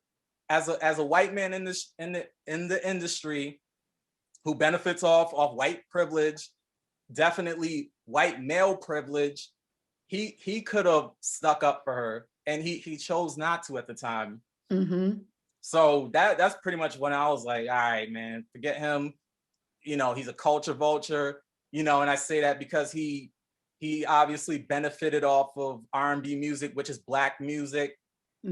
He wanted to immerse himself into black culture, into the realm of R&B, but he's not gonna say anything or stick, you know, he's not gonna really put himself out there on behalf of black people, the actual people of the culture. Right. So that's pretty much where I was looking at him as, you know, he's just another culture vulture. And going back to you know, the incident that he had an interview with MTV, and he said in these exact words, if you consider it 50-50, then I probably, and when he said he's referring to himself, I probably got 10% of the blame. I think America is harsher on women. I think America is unfairly harsh on ethnic people. That's what he said. I don't know about the whole ethnic people term, but I got what he was saying.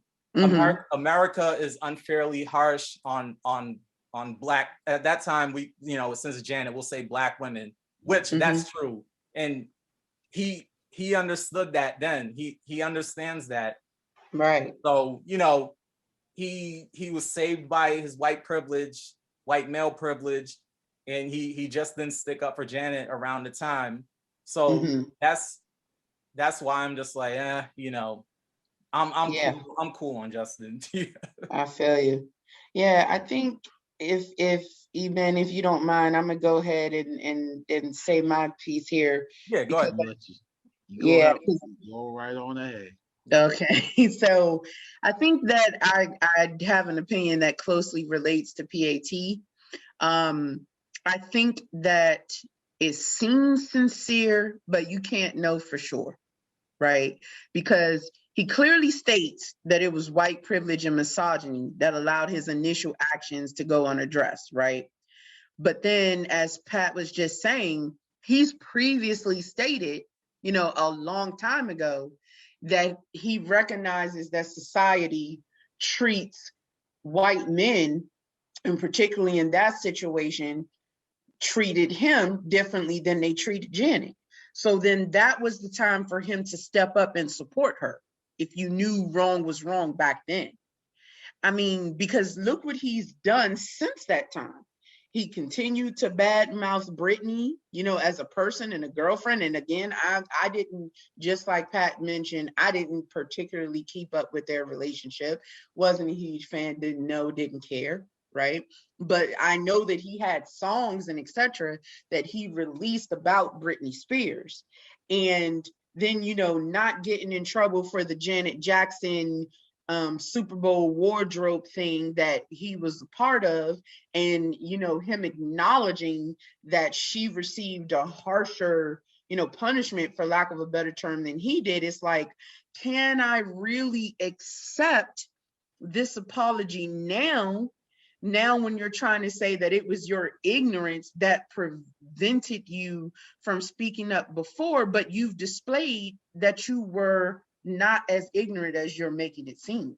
So at this point, this is willful ignorance, right? And willful ignorance is unacceptable no matter where it's coming from, no matter Absolutely. who it's coming from. And so for me, I would say that even with that, though, I can appreciate anyone who is making a legitimate effort to change their individual behaviors. Because I think it's too extreme to say that people need to do things in order to impact society. The impact for society starts with an individual. It starts with individual accountability. And for me, while I'm not saying that just because he's made this statement, he is a changed person, I'm not saying that. But still, nothing particularly required him to make these comments. He made these comments of his own decision. So for me, I will say this. It seems sincere, but you can't really know for sure. And I'm not going to be comfortable saying yes or no until I see his behavior that follows. And whether white privilege is involved or not, absolutely white privilege is involved all up and through this whole entire situation. And it's not just white privilege, though. It's white privilege and misogyny. I do agree with him on that aspect because, and I'm not a fan of Taylor Swift at all. But Taylor Swift catches flack all the time about the fact that so many of her songs are about her exes. Adele catches flack all the time about the fact that so many of her songs about her exes. Mary J. Blige, same thing, right? All of these women who write music about past relationships, you hear people saying all the time, oh man, they're only ever writing the same music or doing the same thing, and etc. But Justin Timberlake, Cry Me a River, even in that video, he has a Britney Spears look-alike in the video. Okay. And so I do agree with him that this is not just white privilege and racism, it's also misogyny. And for him to speak out on it, I'm willing to give him the opportunity to show his sincerity. And those are my thoughts on that. That's fair. That's fair. Amen. Let's All say right. it. So, to me, this situation is like there are two songs, like Britney's "Oops, I Did It Again," all right, and Mr. Justin Timberlake's "Mr. Cry Me a River," because every time I hear Justin Timberlake's name, all I'm going to keep hearing is "Cry Me a River." Because why? That's what it seems like this situation is. And it seems like it was another "Oops, I Did It Again," because it involved not one, but two people. All right.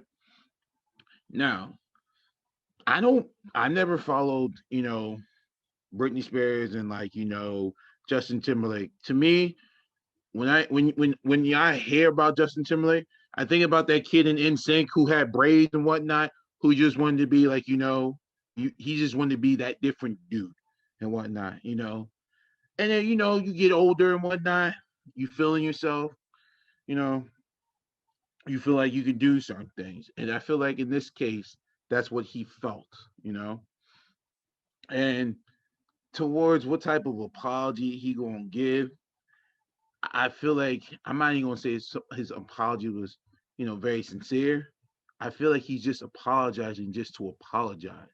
So, I feel like this apology is very him being a sappy type of dude. You Mm-hmm. know, it's just like it's just this bandage on this wound and whatnot. And I'll take it back to the Super Bowl incident and whatnot. It was very interesting. You know what I'm saying? Not because I feel like it was planned, but the simple fact is, have we ever seen you know a European man just literally you know putting his hands on another black woman's breast and just boom exposing it? You know what I'm saying? You know, I've never seen that before. That's why it was so shocking to me. Mm-hmm. You know, we've seen, and I'm not gonna pick on Bobby Brown, but Bobby Brown has always been gyrating, and when he was solo and whatnot on stage, had women screaming and whatnot.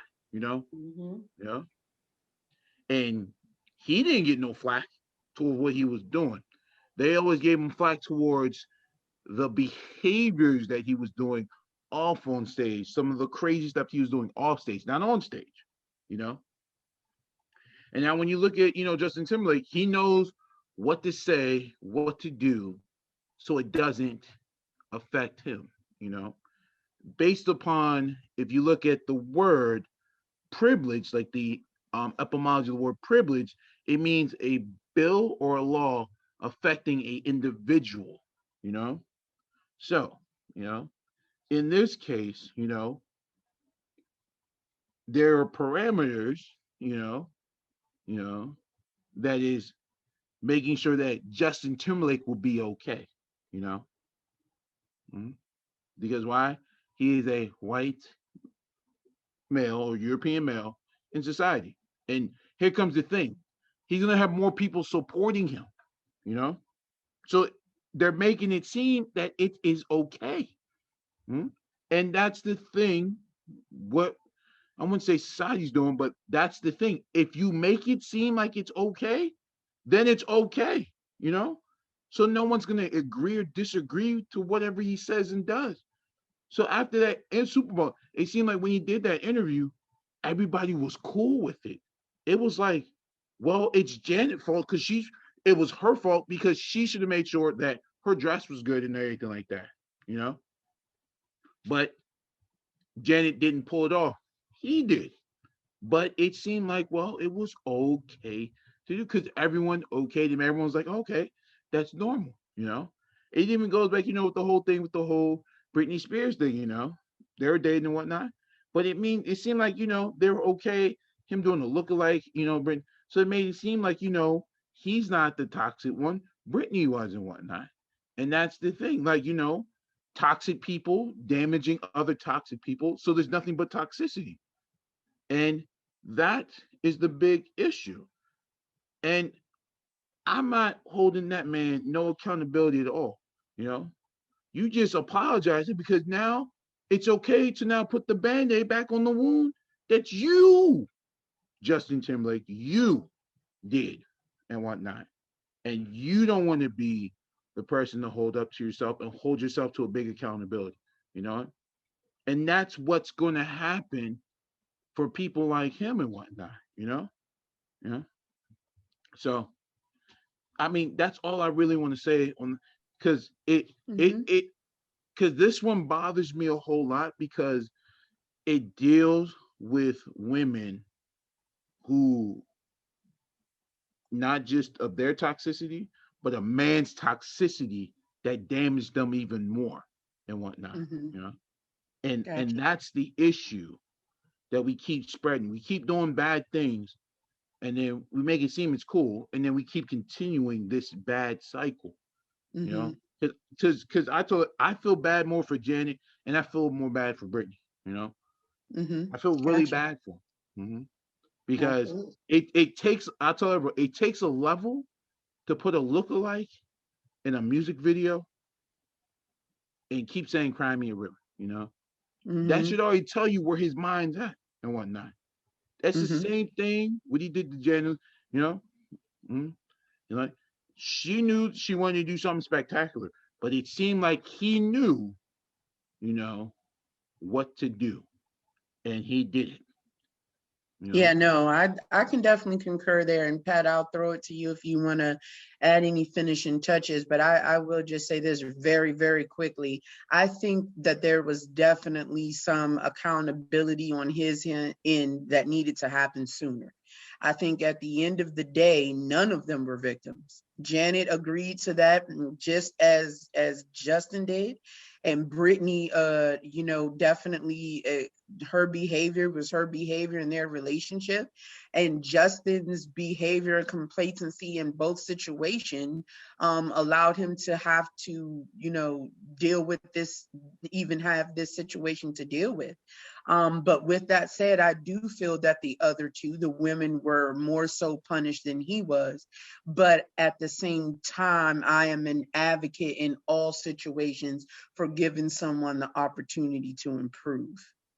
And with that, Pat, I'll throw it to you if you have any finishing touches before we move on to our last subject. Okay. So some finishing touches I will add is that, like I said before, what I think is not personal. It's, for me, quote unquote, business, because I didn't it's your lose any business. sleep. I'm not losing sleep over what took Mhm. Me place. either. Right. But it always, for me, especially with Justin Timberlake and Janet Jackson, it's the optics. It's a white man and a black woman. The white man was able to elevate. People made excuses for him. He was seen in a more positive light, while the black woman was punished for the Super Bowl incident, the wardrobe malfunction. Mm-hmm. At the end of the day, he's the one that he's the one that caused the malfunction. Mm-hmm. Mm-hmm. But Janet, as we all know, Janet was the one who took the heat. Right. She was the one punished for it. So I just look at the optics of that, and it's just not a good. It's not a good look. It wasn't a good look back then, and even as we think about it to this day, it was just a bad look. Now, in Mm-hmm. terms of his apology, I will say that while I don't care if he really was sincere or if he wasn't, at least he did it. I Mm-hmm. could say that at least he issued an apology. As far as we know, he took it upon himself. Right. Well, we could just go off that. He did it. He put it out there. Mm-hmm. That in and of itself is fine. And when I read it, I could say, okay, well, at least he's stepping up and taking accountability. Even if we want to say he's doing it too late, or we could say he's doing it to save face. At the end of the day, he is taking some type of accountability. So I could acknowledge that, and just that's how I could look at it from that angle. Like, okay, Mm-hmm. he's taking some accountability. Now, Right. whether I start listening to his music again or whatever, that's up in the air. What's But music? I will say that I did like his music, especially when he got with Timberland and he was doing his Mm-hmm. R&B thing, the whole Blue Eyed Soul. Yeah. I was fucking with it. Like I Yeah. really was. As a musician, him doing his music, he was doing his Mm-hmm. thing, and I was fucking with his music. He did do a It, little Yeah. go-go thing it was though. just Yeah. the I whole did, I I was did, into it. I yeah, it was did just the catch whole that. Janet thing that left a bad taste in my mouth. It made me, Mm-hmm. quote unquote, cancel him at the time. And it's funny too, because I had said before, when I canceled him, people were kind of feeling like I was being too hard on him. But now, as the years went on, people just started canceling him over some other problematic stuff he has said and stuff having to do with race. And just seeing that, I'm like, man, I was ahead of the curve. I was, it was early cancel culture. Yeah, I canceled early. So yeah, I feel a little vindicated because of what I'm seeing. I'm like, I told y'all, like, but it is what it is. So that's my finishing touches.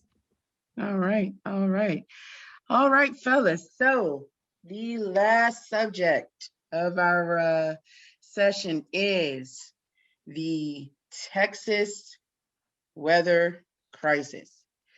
So before I ask the specific question, I am going to say that I'm going to start this one off so that I can give you all the opportunity to have my perspective as someone who actually lived through it. Just giving you all that high level overview. But the question is, who is to blame for the Texas weather crisis that occurred last week? So I'm going to say this.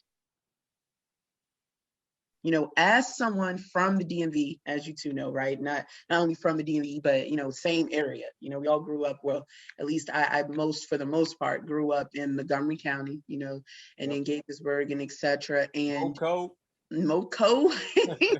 And just coming from the DMV in general and having at our disposal a winter weather just plan that seemed to always be appropriately available, right? So that's to say, weather storms for us, we had days where school wasn't closed just because it was snow on the ground, right? We had our storm of 1996 where, like, especially, so we might have got a 2-hour delay, but it did not necessarily equate to no school. You know what I mean?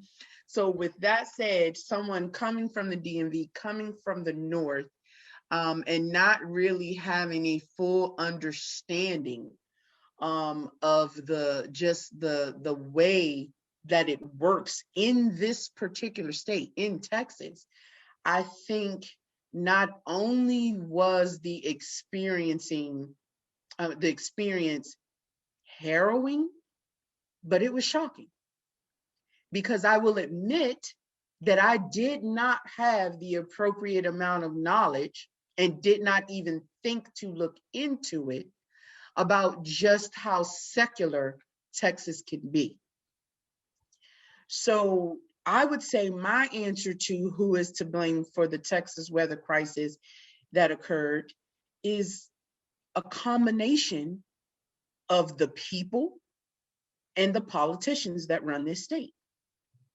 Because what I've come to learn is that the people for a long time have supported these secular politicians here just to keep up this certain culture here in this state. And I'm not saying that it's negative.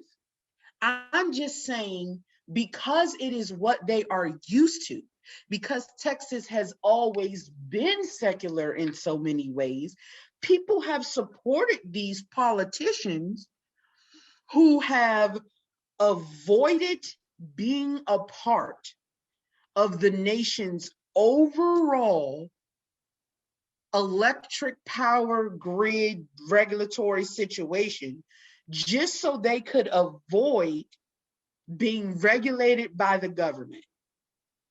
And what this incident has done is it has shown a light on how unprepared this state really is, regardless of all their grandiose claims, right? Texas doesn't have any sales tax, any state tax, right? Or excuse me, not sales tax, but state taxes. Okay, great. But adversely, right? You have all these politicians who are in place. You're not collecting any state tax, but you have all of these politicians in place who have found other ways to line their pockets, that dollars that would have went towards that. A great example is the NTTA here, the toll association. Okay, you can't travel anywhere in Texas without dropping a pretty penny on tolls, and that shit adds up. You know what I mean? It adds up over the months to the point where, you know, toll tag, it's a pass that you can utilize to take the tolls and etc. You know, they have a recurring monthly fee, right? You know, so with that, tying that all in, the people have to have some accountability here. And that's not to say that their experience, that our experience was deserved. I'm not saying that, because we still expect elected officials, and I'm gonna throw a quick side note in, not really me. Doesn't matter whether it's Texas or not. I only think elected officials have a certain amount of autonomy at certain levels, just throwing that out there. But still, the general consensus is that you expect your elected officials to do their jobs. But if you are voluntarily selecting officials who you know have a certain belief, especially one as important as this, you know, we can run our own power grids and etc., who have basically created a separate state from that perspective. You have to be accountable for electing that official. And, you know, it was horrible, folks. I mean, like, to be honest with you, I consider myself to be a decently person. But when I was laying there a few of those nights, because in my area we had rolling outages, which means we had about 30 minutes of the power being on and then an hour and a half of the power being off until it was fully restored, right? Yeah. And when I was laying there one night with my daughter and my puppy in the bed with me, with multiple layers of clothes on, trying to cuddle up to each other, trying to stay warm, can't see past our general figures. Okay, my daughter's nervous and etc. because it's just she and I, my puppy, here right now. You know, that situation was very eye-opening. It was very, I want to say it was very, and I'm trying to think about the appropriate term I want to use here, but it was, for me, a lesson learned. It was, do your appropriate research before you make such a drastic decision about where you're going to live. And I know that seems like, yes, that's common sense, right? That's common sense. But you would not necessarily have thought, for any reason, as rich as this state appears to be and etc., that is something you would have gone through. And then after we finally got our power back, 2 days later, okay, we were displaced completely from our home because some pipes froze, and when it burst, sewage leaked into our water source. Oh, shit. Damn. And I mean, so we couldn't return home for 4 days while they fixed that issue. It was just one hit after the other. And I thought to myself, had I done even a smidgen of research or had a smidgen of understanding about these things, I may have addressed this storm differently. I may have said, you know, I'm going to go out and buy some flashlights and buy some, you know, which I did not do. I did not prepare because I had that, you know, now we know to be untrue, but that untrue sense of comfort because of what I experienced back home. having sand trucks at your availability, still, having power even in a severe winter storm or a severe storm in general. So to wrap it all up, fellas, I say my answer is the people have to take some accountability for their actions, for selecting these officials, and the politicians have to take some accountability for the roles that they played in resolving these issues.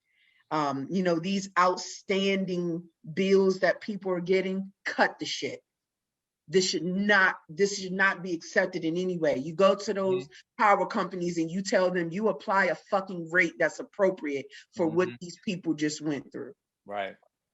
Yeah, that is very, very interesting. I just want to chime in on this also too, only because I lived down south for a year. I actually lived in Alabama, and when I lived in Alabama, I did too. That's so funny. Yeah. I lived in Montgomery. It was different. It was hot.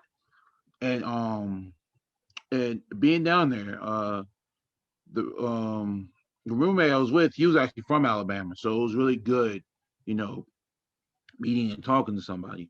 But he told me, because I was like about snow, but he told me they don't have they don't have plow trucks and everything like that. They said most they probably only have maybe like one, or maybe like no more than one or two at max, and Alabama's a big state,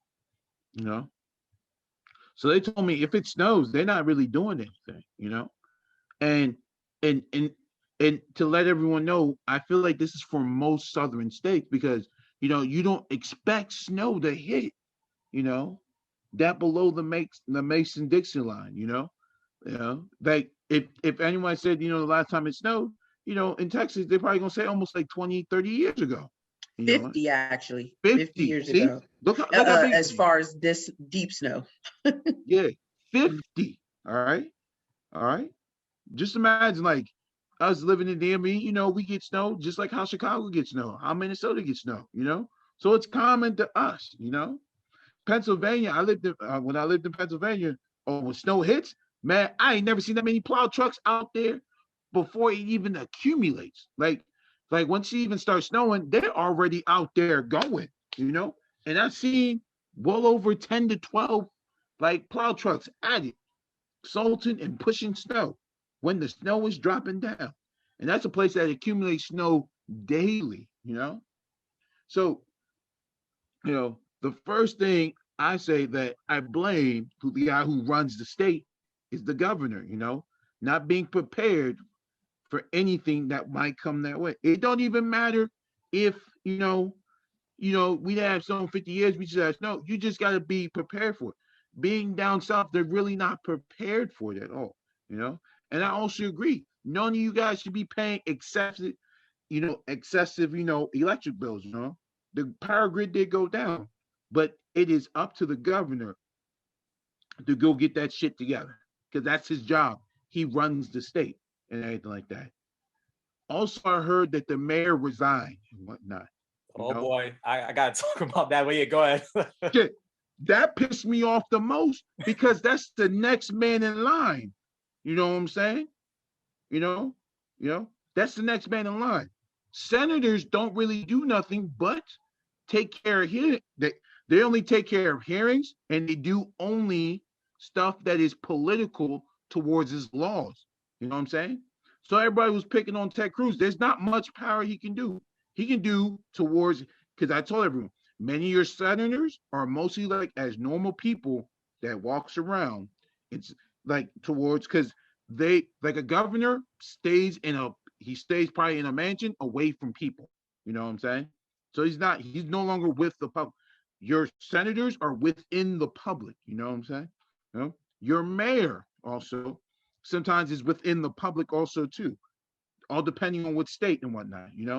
It varies and different. But most mayors don't even live in the cities that they're mayors in, just to put it out there. But when he resigned, that shit pissed me off. I'm like, bro, you're supposed to be over there with the governor trying to figure out shit, but you resign? Like you just said, you know what? Fuck y'all, I'm out.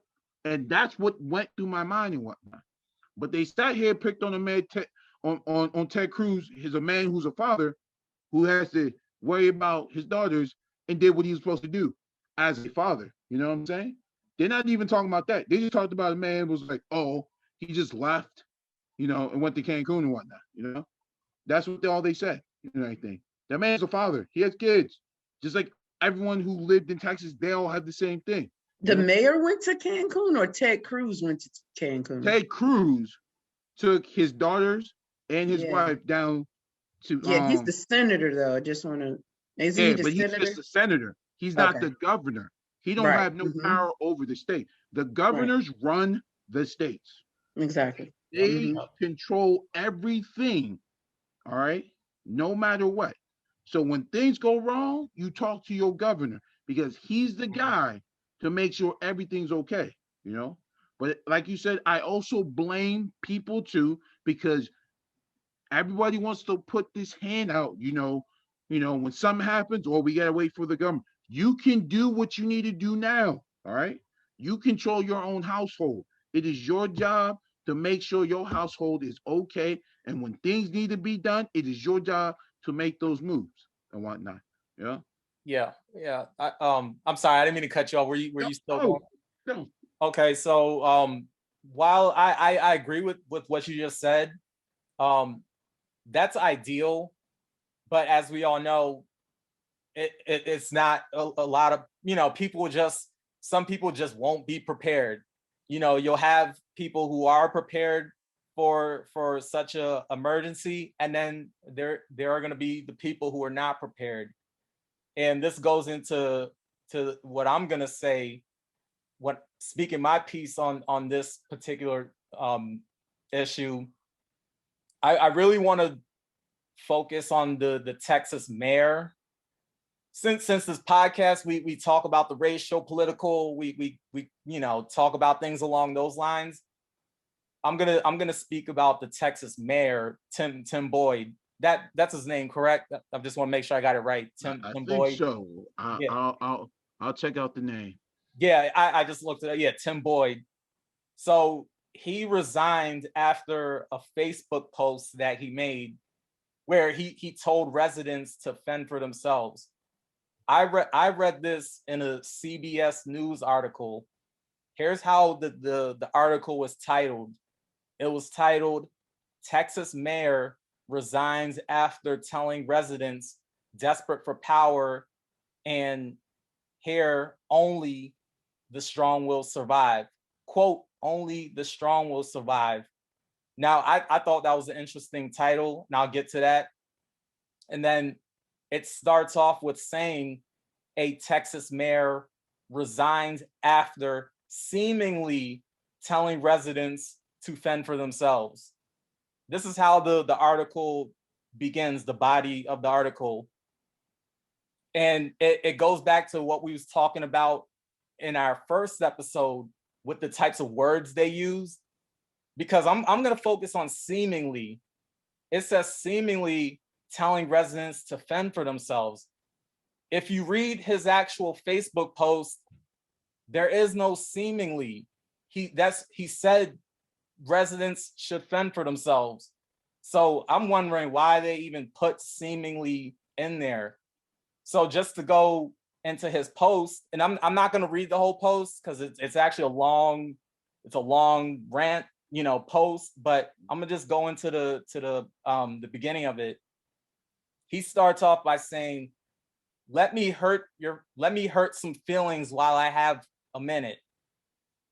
No one owes you or your family anything, nor is it the local government's responsibility to support you during trying times like this.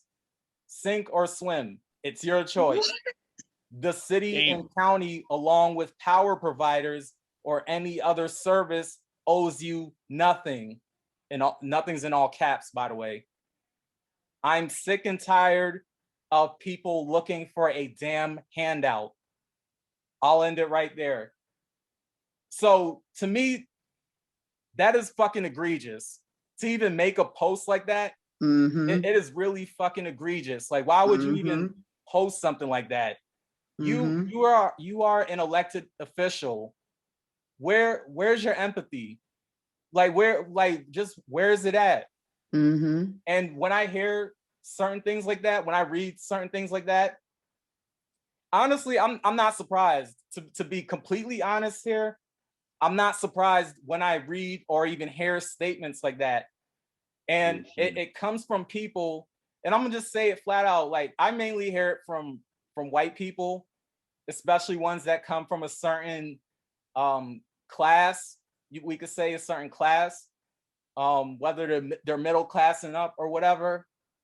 They make these types of statements about, you know, people wanting handouts, and you know, a lot of times they throw shots at poor people. They talk about people being on welfare and just wanting a handout from the government, which I do think there is some truth to that.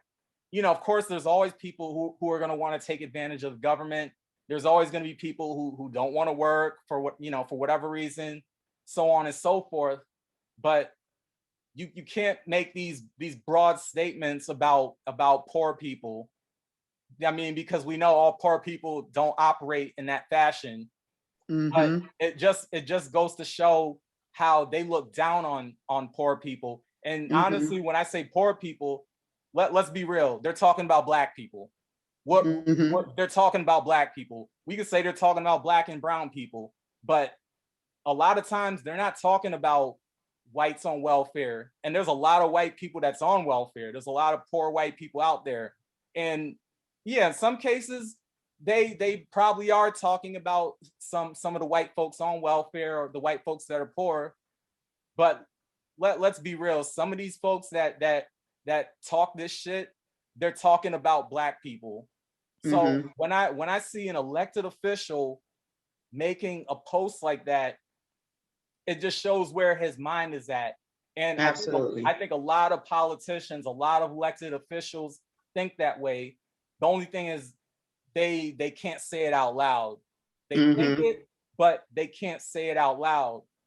And this speaks to the white supremacy that's in that's permeated throughout the government, the US government, state government, local government, whatever. Just the way that these folks think. And this plays into systemic racism, institutionalized racism, whichever racism you want to, you know, talk about. It's not the overt racism that a lot of people tend to focus on, but it's the covert racism that a lot of this really is. And to me, it's encapsulated in statements and posts like that he made on Facebook. So just to wrap up what I'm saying, like I said, it is just really fucking egregious. I can't even stress. I agree with you. You know, that's that's my take on it. And just really quickly to piggyback on that, just so you both know, we actually had multiple people that we communicated with who told us that they didn't receive any power at all. And when we investigated it, for lack of a better term, further, and this was something that was also going around on social media, a lot of people in the DFW area specifically were saying that only the richer areas even receive the rolling power outages. Now, I myself, I live in what would be considered a more affluent area. And so when I heard that, I said to myself, wow, you mean to tell me these mofos have the gall to even apply classism to such a disastrous situation? So yes, Pat, I agree with you. Like, I know, PhD, you cut me off and whatnot, but like, this has been like a very touchy subject for me, only because of the mayor and the governor and whatnot, because they didn't do their job. And they picked on a man, you know, being a good man who took care of his kids, you know, because what the thing that really pisses me off, no one said anything about the governor who actually runs the state, and the mayor who's supposed to be the guy who had, you know, a city council to help the people the best way they can, and they didn't do anything. You Mm-hmm. know, and go back what you said, now Angel, about about different areas and whatnot. My brother lives in Austin. You know what I'm saying? He told me he was only out of power for like 2 or 3 days. You Mm-hmm. know, so it wasn't that long. Mm-hmm. I have friends who live in Texas. Some told me they were out of power for a few days and whatnot. Right. And I was talking to them, just making sure that they were okay and whatnot. Because I got worried because I know, you know, Texas don't get snow, so Mm-hmm. they're not prepared for something like this. But it just hurts. That's all I can. It just hurts, and it just pisses me off.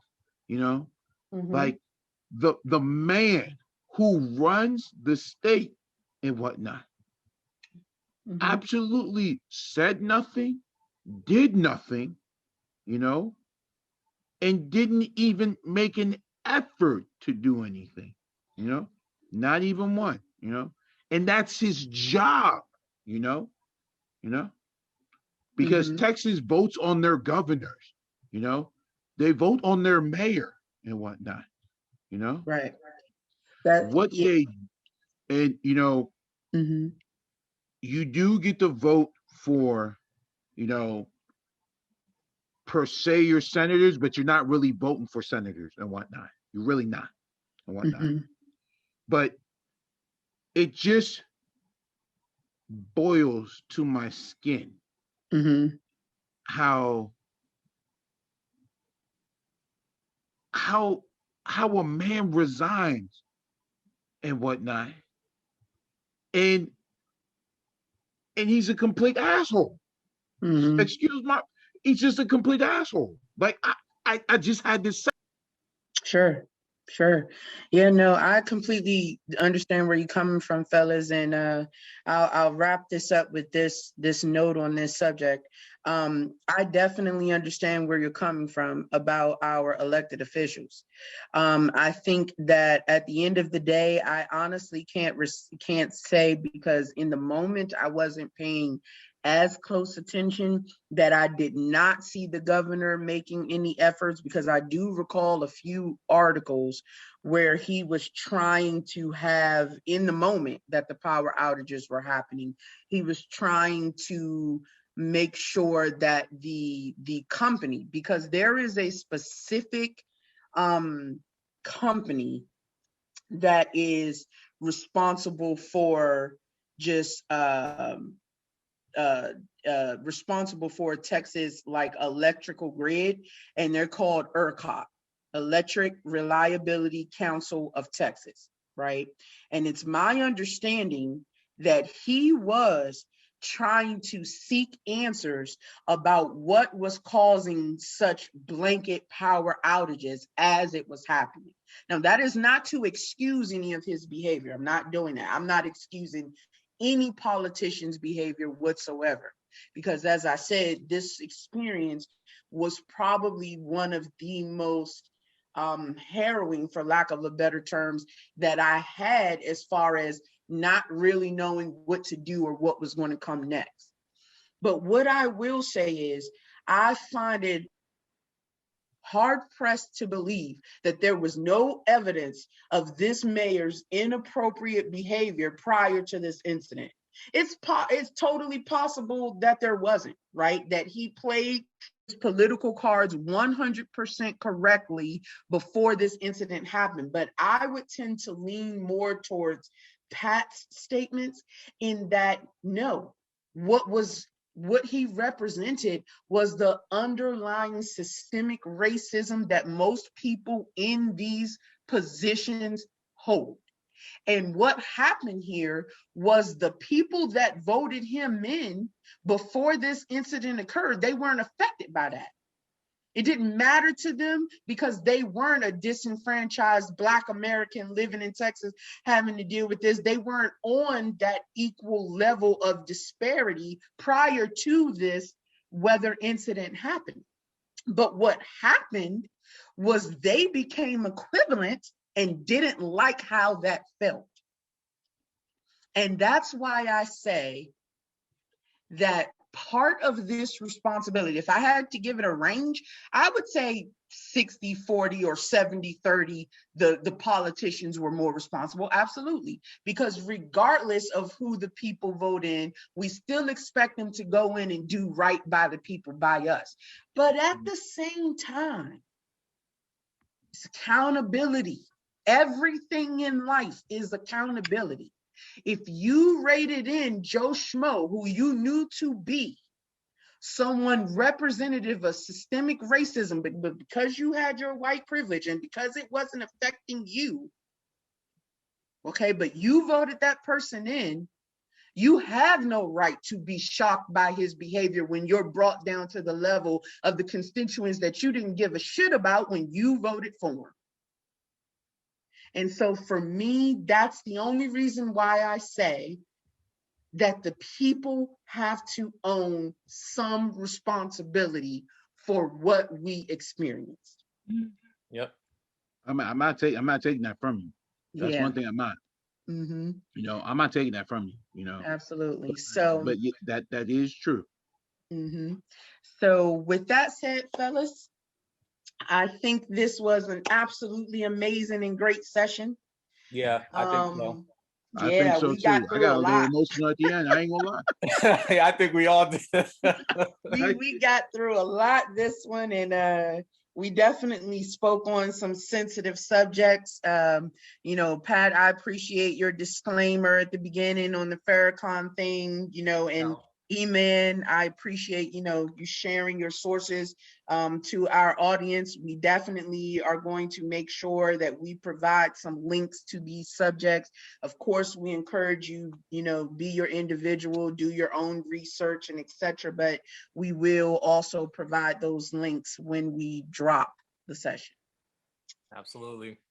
And with that, I'd like to say adios, good folks. Pat, did you have something else you wanted to throw in there? No. Yeah, I think we E-Man, touched how about on you? No, we good. We can check out. All right, adios, good folks. Until next time, this is your girl Naya, your boy PAT, your boy E-Man saying Boom. peace. deuces.